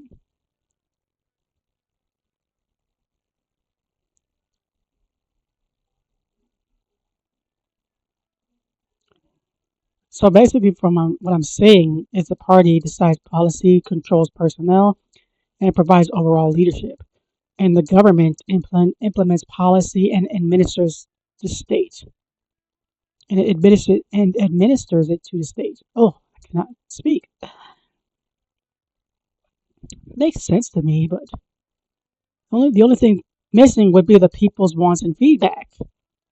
They don't have any say in anything that happens in their country. Like with America, we can vote in, we can weigh in on certain issues and stuff. But with China, they can't do none of that. The people are just there to drive the wheel, But they can't be. They have to be quiet. They can't say nothing. They can't have no opinions. They can't talk badly about the CCP. I know I seem a little biased, maybe because I am, but you know, it just communism doesn't work for the people. If you're government, it works for you. If you're government.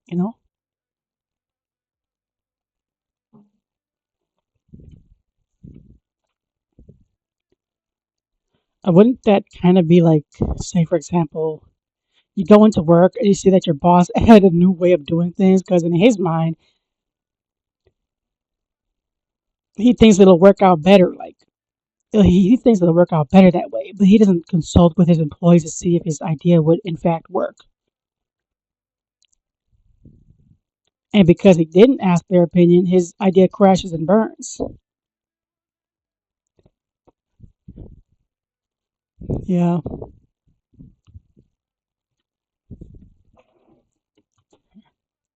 yeah. I think your party rank is your status in society or politics. Yeah. Ooh,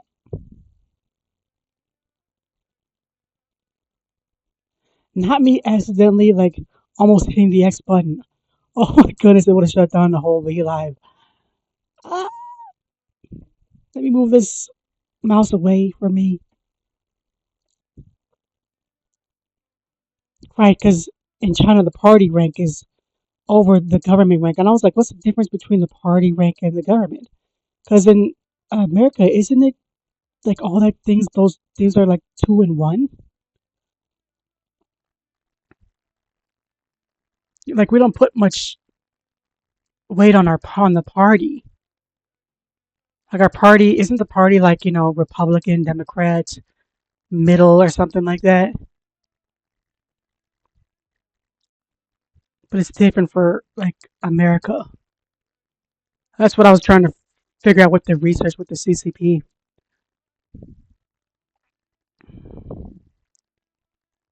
Now, getting back to people who don't support the CCP.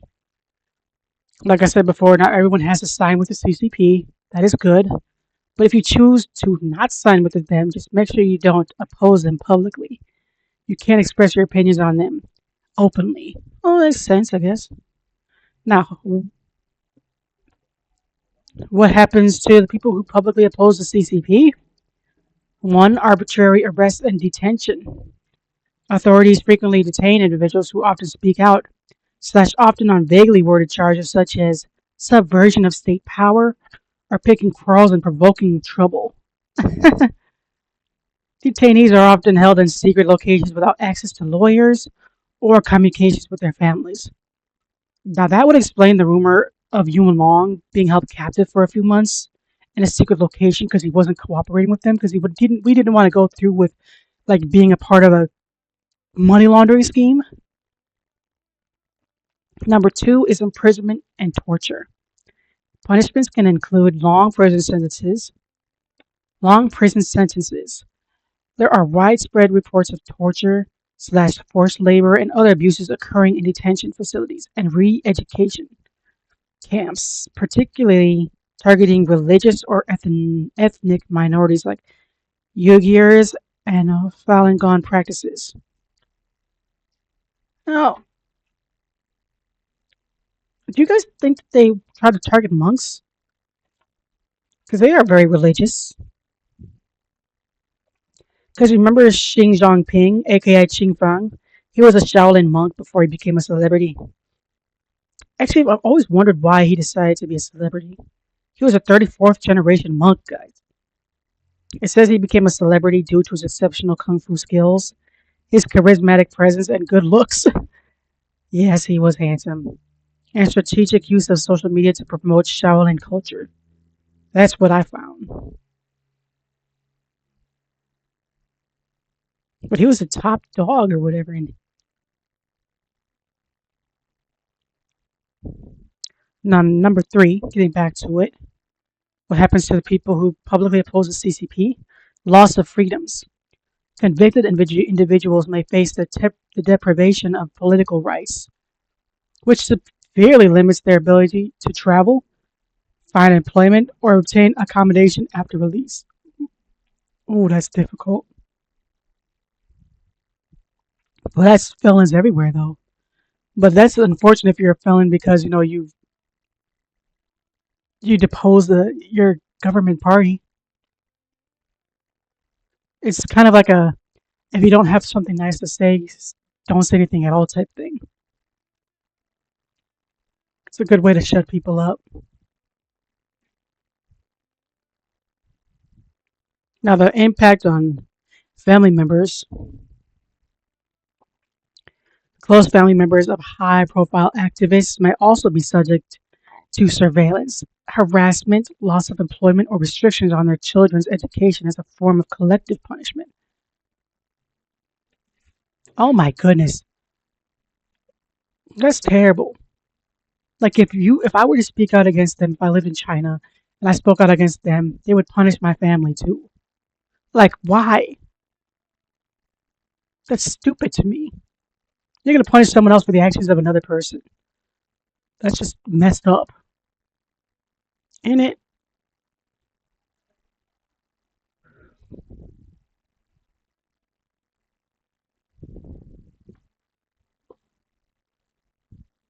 And can I still point out that even if you don't choose to speak out, like you are still being censored. It's still having freedom of speech taken away. They try to make it sound like it's not that bad. Like this is why, in my opinion, it's important to have a say in how your country is governed. Now, I had a few questions about the CCP that I asked the internet. Obviously, the internet is it took its answers from different sources on Google. So,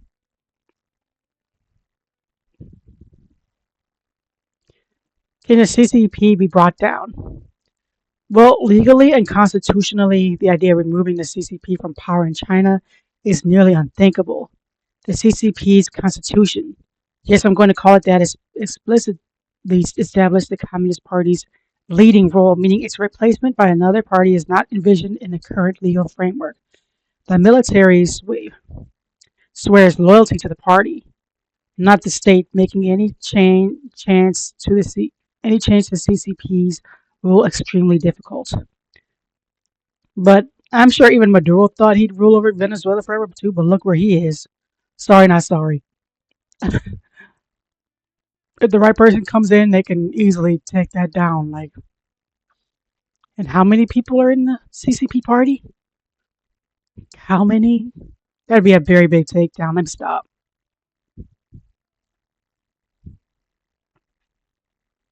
Well, we are talking about taking them down if it need be. I mean, they don't just have Maduro over there.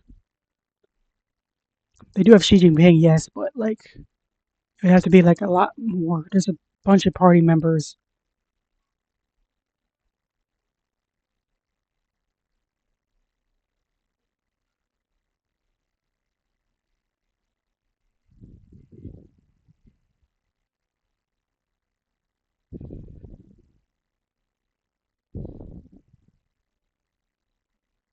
So it says China has over 100 million Communist Party members, the core of its political system.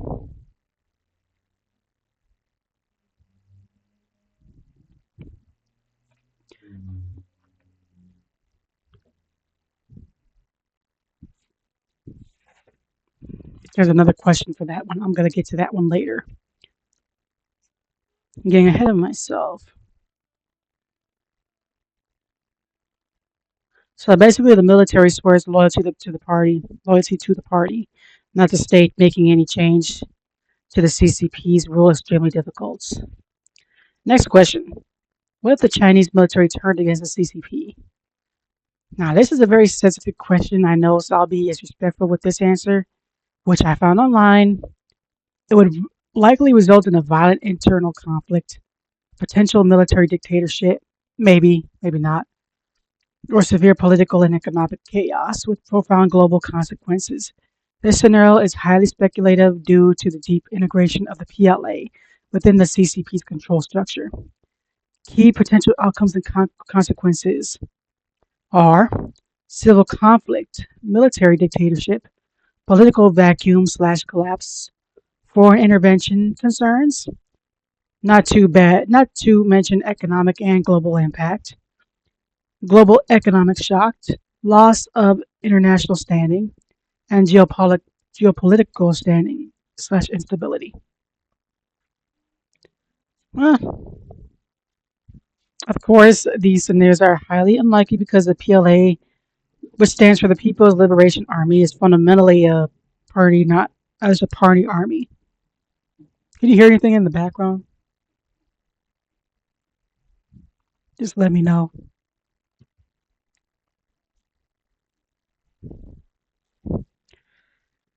Yeah, so the PLA is fundamentally a party army, not a state army, and its structure is designed to prevent such a scenario. But of course, as we all know, one weak link can bring down the chain of a mighty dynasty. All you need is one person to inspire others to see the path of change. Now, let's move on to my next topic, potential scenarios for change.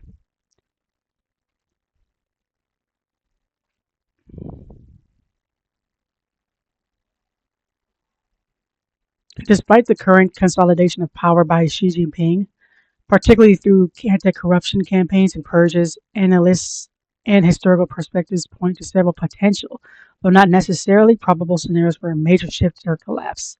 One, an internal coup. This is considered one of the more likely scenarios by some analysts. Discontent among powerful party cadres, especially if the economy stagnates and personal wealth is threatened, could lead to an internal power struggle or a coup. Now, I want to quickly add in a thought. I want to toot America's horn, but you guys remember recently Trump freed Venezuela? Congratulations to Venezuela. I'm so happy for them. Well, Venezuela houses the world's largest proven oil reserves. Well, China was a major buyer of Venezuelan oil under dictator Maduro. Yes, I said dictator, forming a crucial lifeline economically for his government, especially amid U.S. sanctions. With oil flow with oil flowing often through complex, non-transparent deals to disguise its origin and pay back massive Chinese loans. This partnership established under Chavez and deepened by Maduro, made China Venezuela's dominant customer, purchasing over half its crude exports in recent years for infrastructure financing and strategic influence, despite failing or falling production levels. Key aspect for oil trade: debt for oil swaps. China provided substantial loans for infrastructure, which Venezuela repaid with oil shipments, creating a symbiotic but debt-laden relationship. Major buyer: China became Venezuela's largest customer, taking the vast majority of its oil exports, with figures often exceeding 50%. There were the sanctions circumvention. Hold on, I'm dying. Nah, I need some water, bro. I can't do it.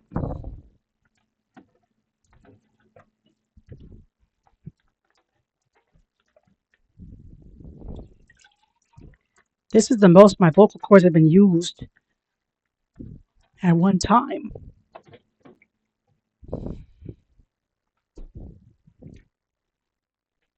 I got some juice.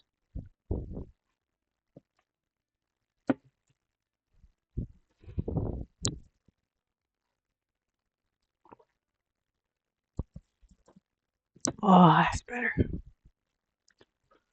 Oh, okay, that feels a lot better.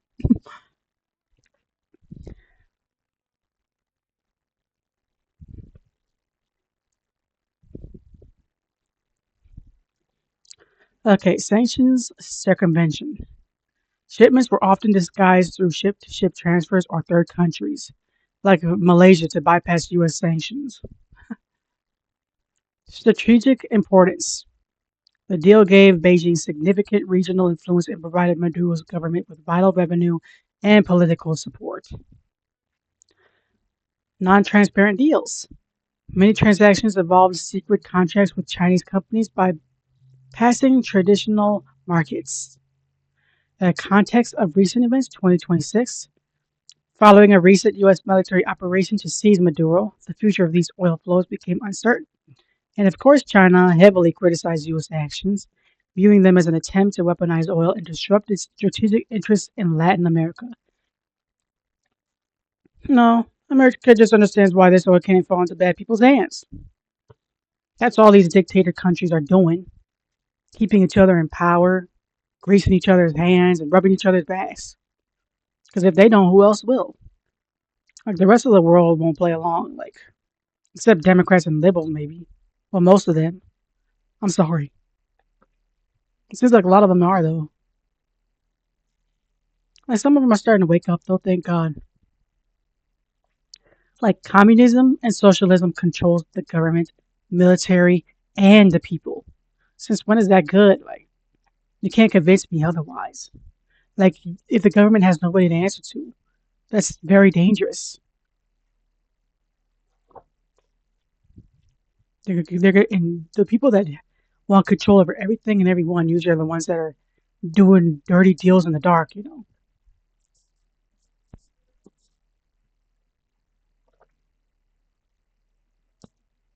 What is this? I have a movie playing and it's just playing a random movie. Like, what is this? Oh, Hellraiser. Hey, have you ever seen the movie Hellraiser? I've never seen it. Ew, it looks weird.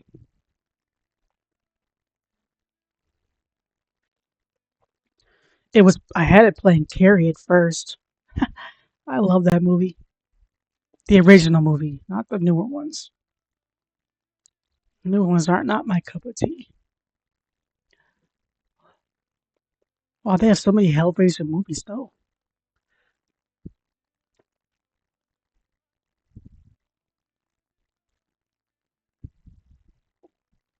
Sorry, tangent over.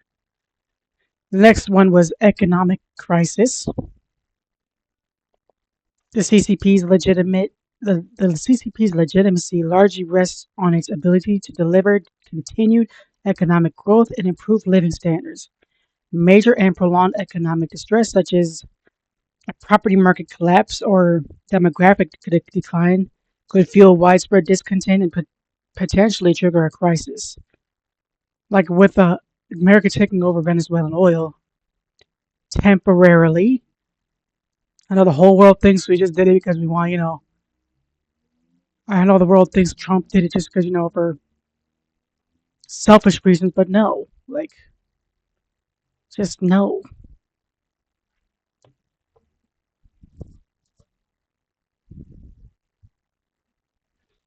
There was mass public unrest. That's another one. While mass protests are dangerous in China, the A4 protests in 2022, sparked by the strict COVID lockdowns, demonstrated that public anger can lead to rare, direct challenges to the ruling party.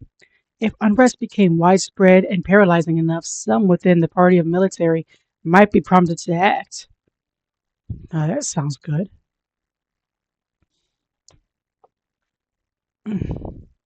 And lastly, a disastrous war. A failed or bogged down military conflict, such as an invasion of Taiwan involving confrontation with the US and its allies, could crash the Chinese economy, and seriously threaten the CCP's rule. Really, US, you mentioned US so much over here. In here, do we have that much power over China? Like, I know we're like the number one world power, but it was said that China was number two, and then Russia was number three, isn't it? I don't know. Well, historically, no ruling power lasts forever. Chinese history shows multiple regime changes, and some within China believe the same could happen to the CCP if the people become sufficiently dissatisfied. And with the loss of oil, China depends heavily on the oil. That was 50% of their income or whatever. That could really hurt. Okay, well, however, I will say this for the CCP. They are a modern and highly adaptable and pervasive surveillance state, making it fundamentally different from previous dynasties. And that's it for the CCP. So, the next topic is what Menglong uncovered that ultimately led to his death. It was said for one that he uncovered one money laundering. I know I mentioned that earlier. So he had gathered evidence that linked high-level entertainment companies and individuals to a massive transnational money laundering operation, potentially worth billions of yuan and connected to senior Chinese Communist Party officials. Two, illegal arms trading. His personal studies, his personal studios were allegedly used as shell companies to facilitate illegal arms trade slash trading. Corporate records showed his name was used to register trademarks under categories for military arms, explosives, and gunpowder, which is highly unusual for an actor. Fireworks and firecrackers were included in that. Yumin Long reportedly tried to use this evidence to break free from his contract and expose the network, which many believe led to his death. The official police report classified his death as an accidental fall, but this conclusion has been widely disputed by the public and international hackers groups who claim a major cover-up by powerful entities. And so that's what that explains what was on the USB. My B had a phone call. Okay, it's okay. You good? You good? Thanks for coming back. That means a lot to me. It does. Okay, the next topic is Tianyu Media's other mysterious deaths. Yeah, we definitely need to cover this topic. The company has 9 other mysterious deaths. These artists are said to have died under mysterious circumstances, and these deaths date back as far as 2006. So the first one up is singer Tang Tan Beishi, aka Bebe. Bebe. He died in 2006 in a so-called or unusual car accident. The key reasons the death is considered suspicious are One unusual description. The death was officially labeled as an unusual car accident rather than a standard one, a description which raised immediate questions among the public and the media. Like, can you see that an official an official police report? Just be like, he died in an unusual car accident. Like, what does that even mean?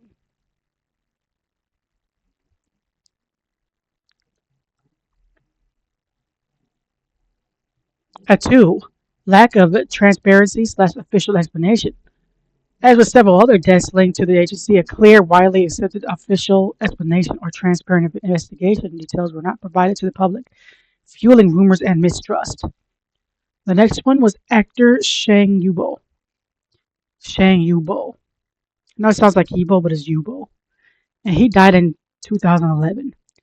His death was considered unusual because he reportedly wandered on the rooftop of a high rise for 3 hours before falling or jumping to his death. Other unusual circumstances include public display. The prolonged period of wandering on the rooftop made his death a public spectacle. The next one was agency link. His death is also linked to a series of other mysterious deaths or unusual circumstances involving artists signed to the same agency, Tianyu Media, aka EE Media. Industry speculation was the next.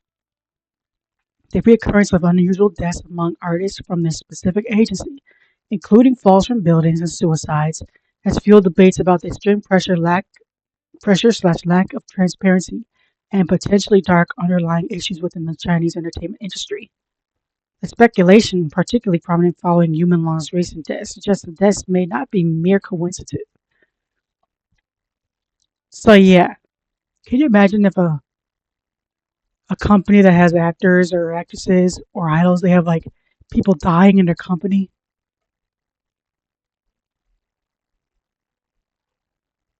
Exactly. In order to cover it up or not really explaining for the cause of the accident. Exactly.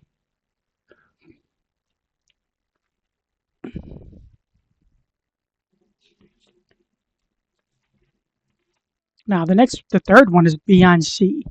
Died in 2015. Now he died after falling from a building in Tianjin. He was a TV host.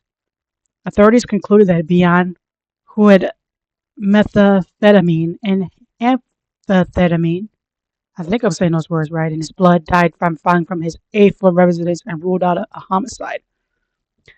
Now, I did my own research on this next one. It says that those two drugs are considered rich kids' party drugs. Those drugs are used in developed regions like the Pearl River Delta, the Yangtze River Delta, and Beijing Tianjin Hebei urban agglomeration. That's a mouthful. I'm sorry. Which are areas with high internet internal migration. And you can guess what my next question was. Who in the human laws case is connected to the economically developed regions like the Pearl, Yangtze, etc., etc.? Guess what the answer was? His manager, Du Xiang.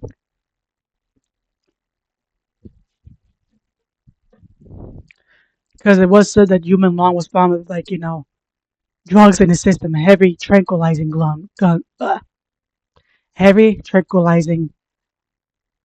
drugs. Sleepy time should come. Just kidding. No, I'm gonna make some nachos after this. Or should I have ice cream? Which one would you do, Bubba?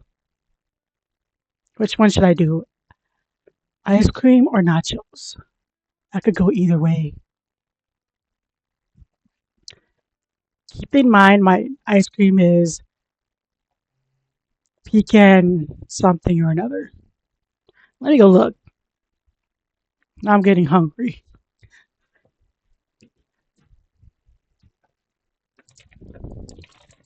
Ah, butter pecan. There, that's what it's called. Butter pecan.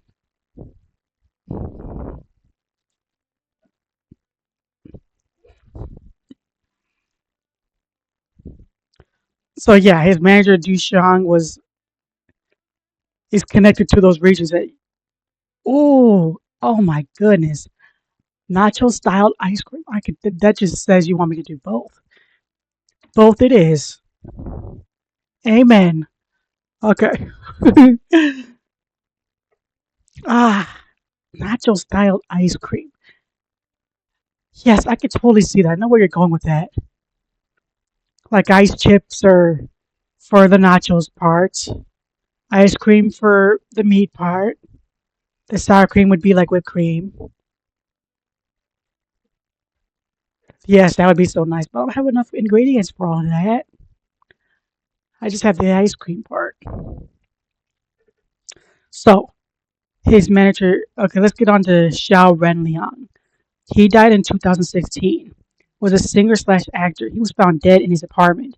Shanghai police and his management agency concluded that Xiao died by self exit at his home, a result of severe depression from a heavy workload and cyberbullying.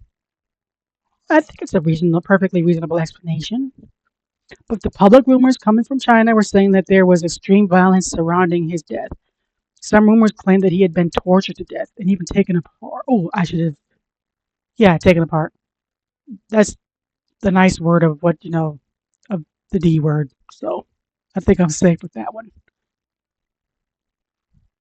So yeah, he was taken apart.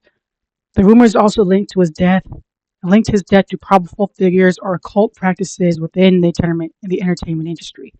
And of course, the brutality described in these rumors and the lack of formal publicly detailed investigation beyond the initial police report fueled speculation of a cover up.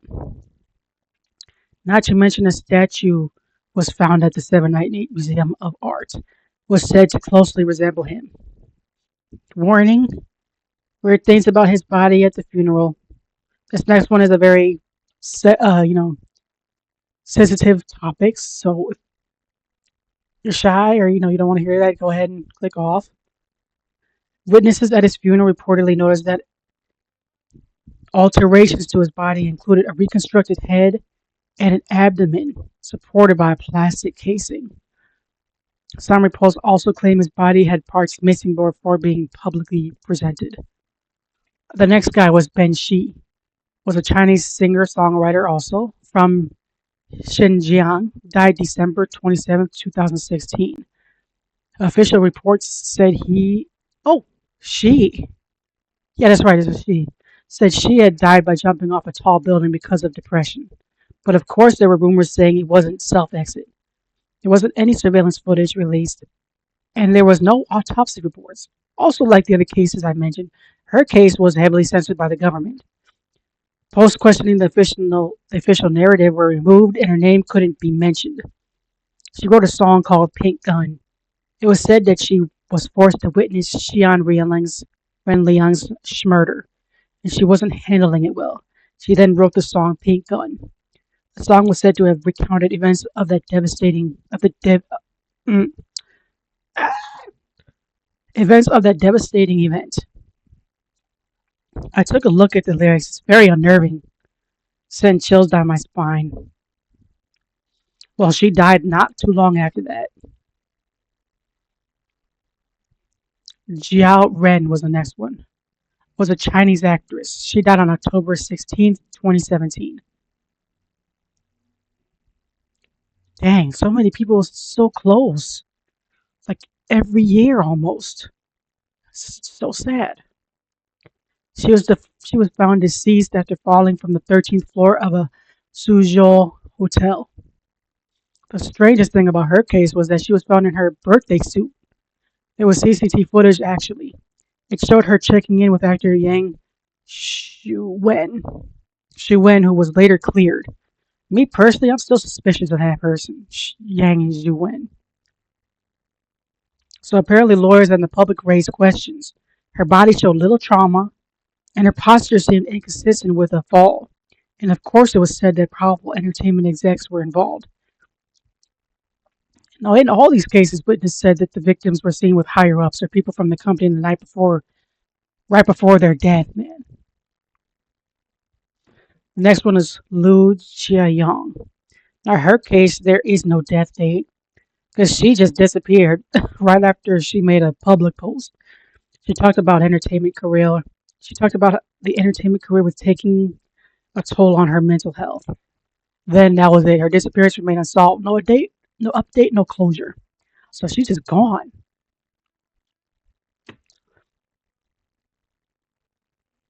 The last one was Sai Shang, uh, Sai Chong. I don't know how to say the names. I'm sorry. Was a singer. He passed away in 2020. There wasn't any explanation behind his death. It was labeled as sudden passing. Sudden passing. They totally left us hanging. No official cause of death, no immediate or official explanation provided to the public. His death definitely fits into a pattern with the company, like of young artists dying under suspicious or unexplainable circumstances, often officially ruled out as an accident, self-exit, or sudden death. And then, of course, we have Human Long recently. Now, the next topics that I'm so happy to get on to. What can Amnesty International do to help? This is the last topic, or not, no, not the second to last. I saved this for the last. We're getting there.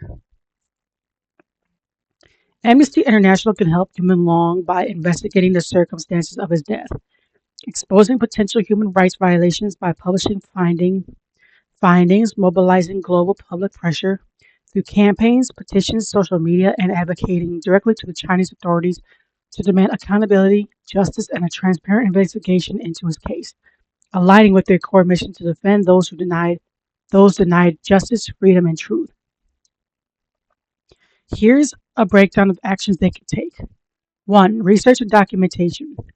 Conduct in-depth investigations into his death, gathering evidence and verifying reports similar to their work on other human rights abuses in China. 2. Public awareness campaigns. Launch global campaigns/petitions, social media drives to highlight Human Long's case, putting public pressure on Chinese authorities. 3. Advocacy. Directly lobby the Chinese government and international bodies like the UN to push for a transparent investigation and justice for him. 4. Support grassroots efforts, which is amplify the voices of Chinese netizens and diaspora groups already demanding answers, providing resources or a larger platform. 5. Policy change. Use the case to advocate for broader human rights reforms in China, focusing on freedom of expression and accountability for state actions. By using their established methods of investigation, exposure, and mobilization, Amnesty International can bring international scrutiny to UN Malong's case and demand answers and justice, similar to how they've addressed other issues in China, like the arbitrary detention of Uyghurs, which is the ongoing mass imprisonment and internment of more than 1 million members of the predominantly Muslim Turkic-speaking ethnic groups and other minorities, without legal process, if I might add, since at least 2017. Those detentions that have been described as potential crimes against humanity or genocide by various international bodies are part of a broader systematic campaign of repression in the Xinjiang region.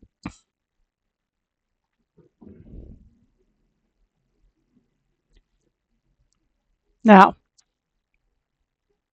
I had found a video on TikTok of a man from China answering the questions I know we all want to know. I don't know his name, I'm sorry for that, but I did repost the video to my TikTok. I can tell you what he said. He said, in reality, we can't actually go to China and fight back against a public party. That's impossible. But the pressure and damage inflicted on the CCP by public opinion war can sometimes exceed that of an actual war. After reaching 500,000 signatures a day, he said that back in a while last year or so. Uh, the petition's at 750,000 now. So Amnesty International, the world's largest human rights organization, began speaking out on behalf of Human Long. Now, I'm going to quickly say something here, guys. I did fact check that, and I feel like he's partly correct. The Chinese Amnesty International made a post with many answers, but I personally thought that the main Amnesty International was going to speak out. Their main page has 2 million followers. But as the Chinese and says that, whereas the Chinese amnesty has a lot less. I thought, the bigger page was going to speak out, the main Amnesty International. But I guess both is good too, either or. He goes on to say, some have asked if this organization can do anything against slash to the CCP. The answer is yes. Let me show you examples. This organization won the Nobel Peace Prize in 1977. I fact checked that, and he's correct. Other organizations that have shared the prize with it are the UNHCR, aka the United Nations High Commissioner for Refugees, and the International Red Cross. This gives you an idea of the weight of the world's largest human rights organization. In fact, it publishes an annual human rights report. I did a little more research myself, guys, and what I found is the report can help Human Long by providing documented evidence of abuses, building a factual basis for advocacy, supporting legal cares like asylum, informing policy, and empowering public awareness campaigns against repression and violations of fair trials and free expression, offering a credible resource to challenge oppressive governments and seek justice for victims. I'll explain it more after I finish telling you what the guy said. Oh, I'm sorry, I keep on going off. So, anyways, the report could cause the CCP to suffer substantial losses. In mainland China, all businesses, regardless of industry, are extremely afraid of appearing on a list called CCTV's 315. This list is a blacklist, and if you appear on it, your sales for the year could be cut in half, and some business could even go bankrupt. And guys, I did a little bit more research into that list. Here's what I found. CCTV's 315 is China's Central Television Annual Gala. It happens on March 5th, which also happens to be World Consumer Rights Day.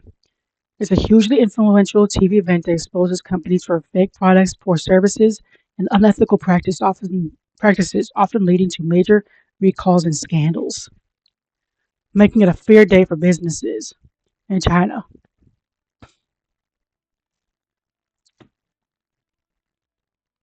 I gotta go now. Okay, I will.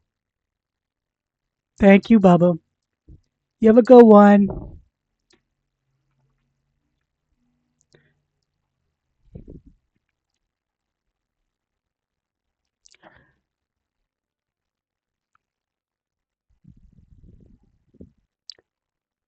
I had now had a wonderful idea, you guys. We need to get Yuman Long's company on that list.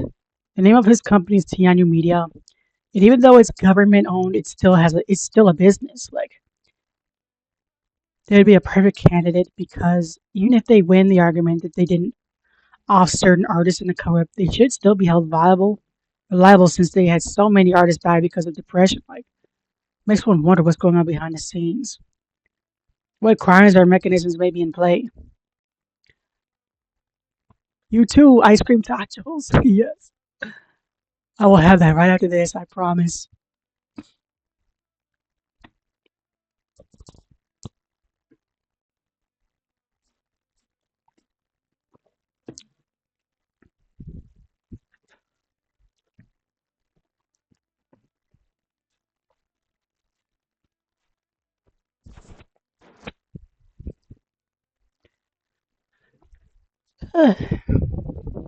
Okay,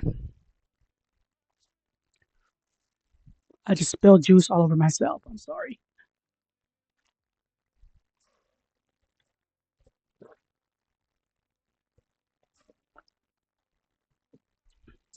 Okay. What crimes or mechanisms may be in play? Negligence leading to death. If the company forces excessively unsafe conditions slash fatigue or fails to protect its talents, it may be liable for wrongful death. Next one is contractual fraud or coercion.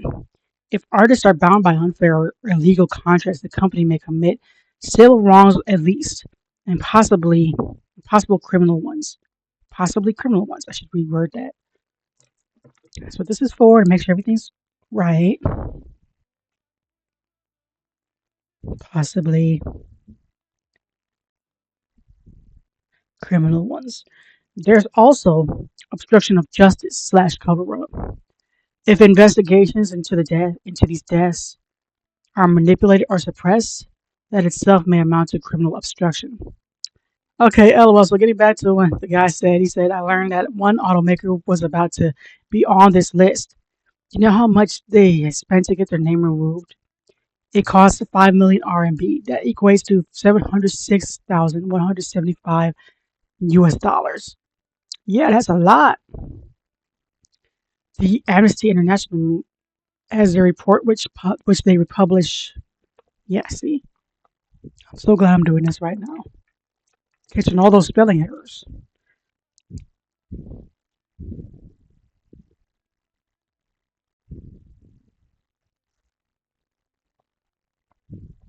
Because this is literally a book report. I filled up a whole book full of information here.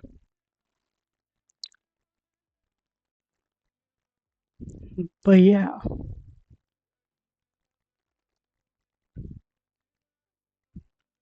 the Amnesty International has their report, which they publish annually. So besides reputational damage, they can actually take action against them.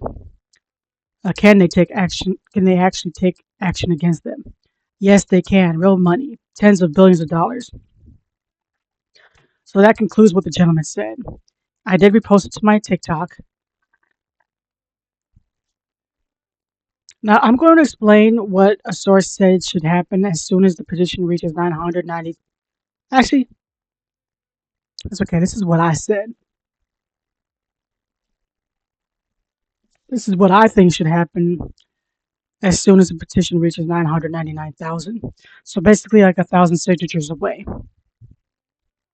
One, independent and external inquiry into EE Media's business practices, the contracts of the deceased artists, and the circumstances of each death. Two, transparency. On forensic reports, CCTV footage, witness statements, and corporate records surrounding. Yep, spell it. And I cannot spell. I'm sorry. On forensic reports, CCTV footage, witness statements, and corporate records surrounding these cases. Three, protections for whistleblowers, ex-artists, and families who may fear retaliation for speaking out in China's entertainment industry. Four, international scrutiny, media platforms, uh, sorry, media platforms, streaming services, investor firms, and talent agencies outside China should refuse to turn a blind eye. Talent pipelines should not feed this type of uh, opacity. Regulatory reform in China's entertainment industry, enforcement of labor, health and safety standards, especially for young performers, must be non-negotiable. And the next one is, I think it's the last one actually. Is it? Yeah, the last one. What can the AVAS do to help? So this is the last topic, and we're almost done. So what can the AVAS do to help? Delivery of list to target. Once a petition has enough signatures, AVAS delivers the list to the intended recipient, who can be a government official, CEO, or another decision maker. The delivery is also accompanied by a list of every signer, including their name, city, and county. Creation of public pressure. The act of delivering a petition with many signatures can create public pressure on the decision maker to respond or act. This can make it more difficult for them to ignore the public outcry. Next one is amplification of the message. AVAS may use various methods from publicly releasing information to quietly distributing materials to relevant people to ensure that the petition's message is heard loud and clear. Yeah, message is heard loud and clear and fully understood. Now I wonder, like in China, who would that be to? Because so many higher ups are involved with this case. Even Xi Jinping himself is said to be involved. That's alleged, by the way. They would need to use every extreme measure to get the message out. Definitely be a challenge. Potential for potential for political or policy impact. By creating pressure, increasing public awareness, a successful AVAS petition has the potential to influence the outcome of a decision or event, as shown in the example of a petition on cluster bombs that helped prevent a treaty to allow the stockpiling. The last page, guys. Woo. More ways the AVAS can help. Organizes offline actions like rallies, marches, and symbolic stunts to draw media attention. Funds campaigns that provide funding for campaigns and direct actions to help them proceed and succeed. Advocates for policy change through its various campaigns. The AVAS advocates for policy changes on issues ranging from climate change to corporate accountability.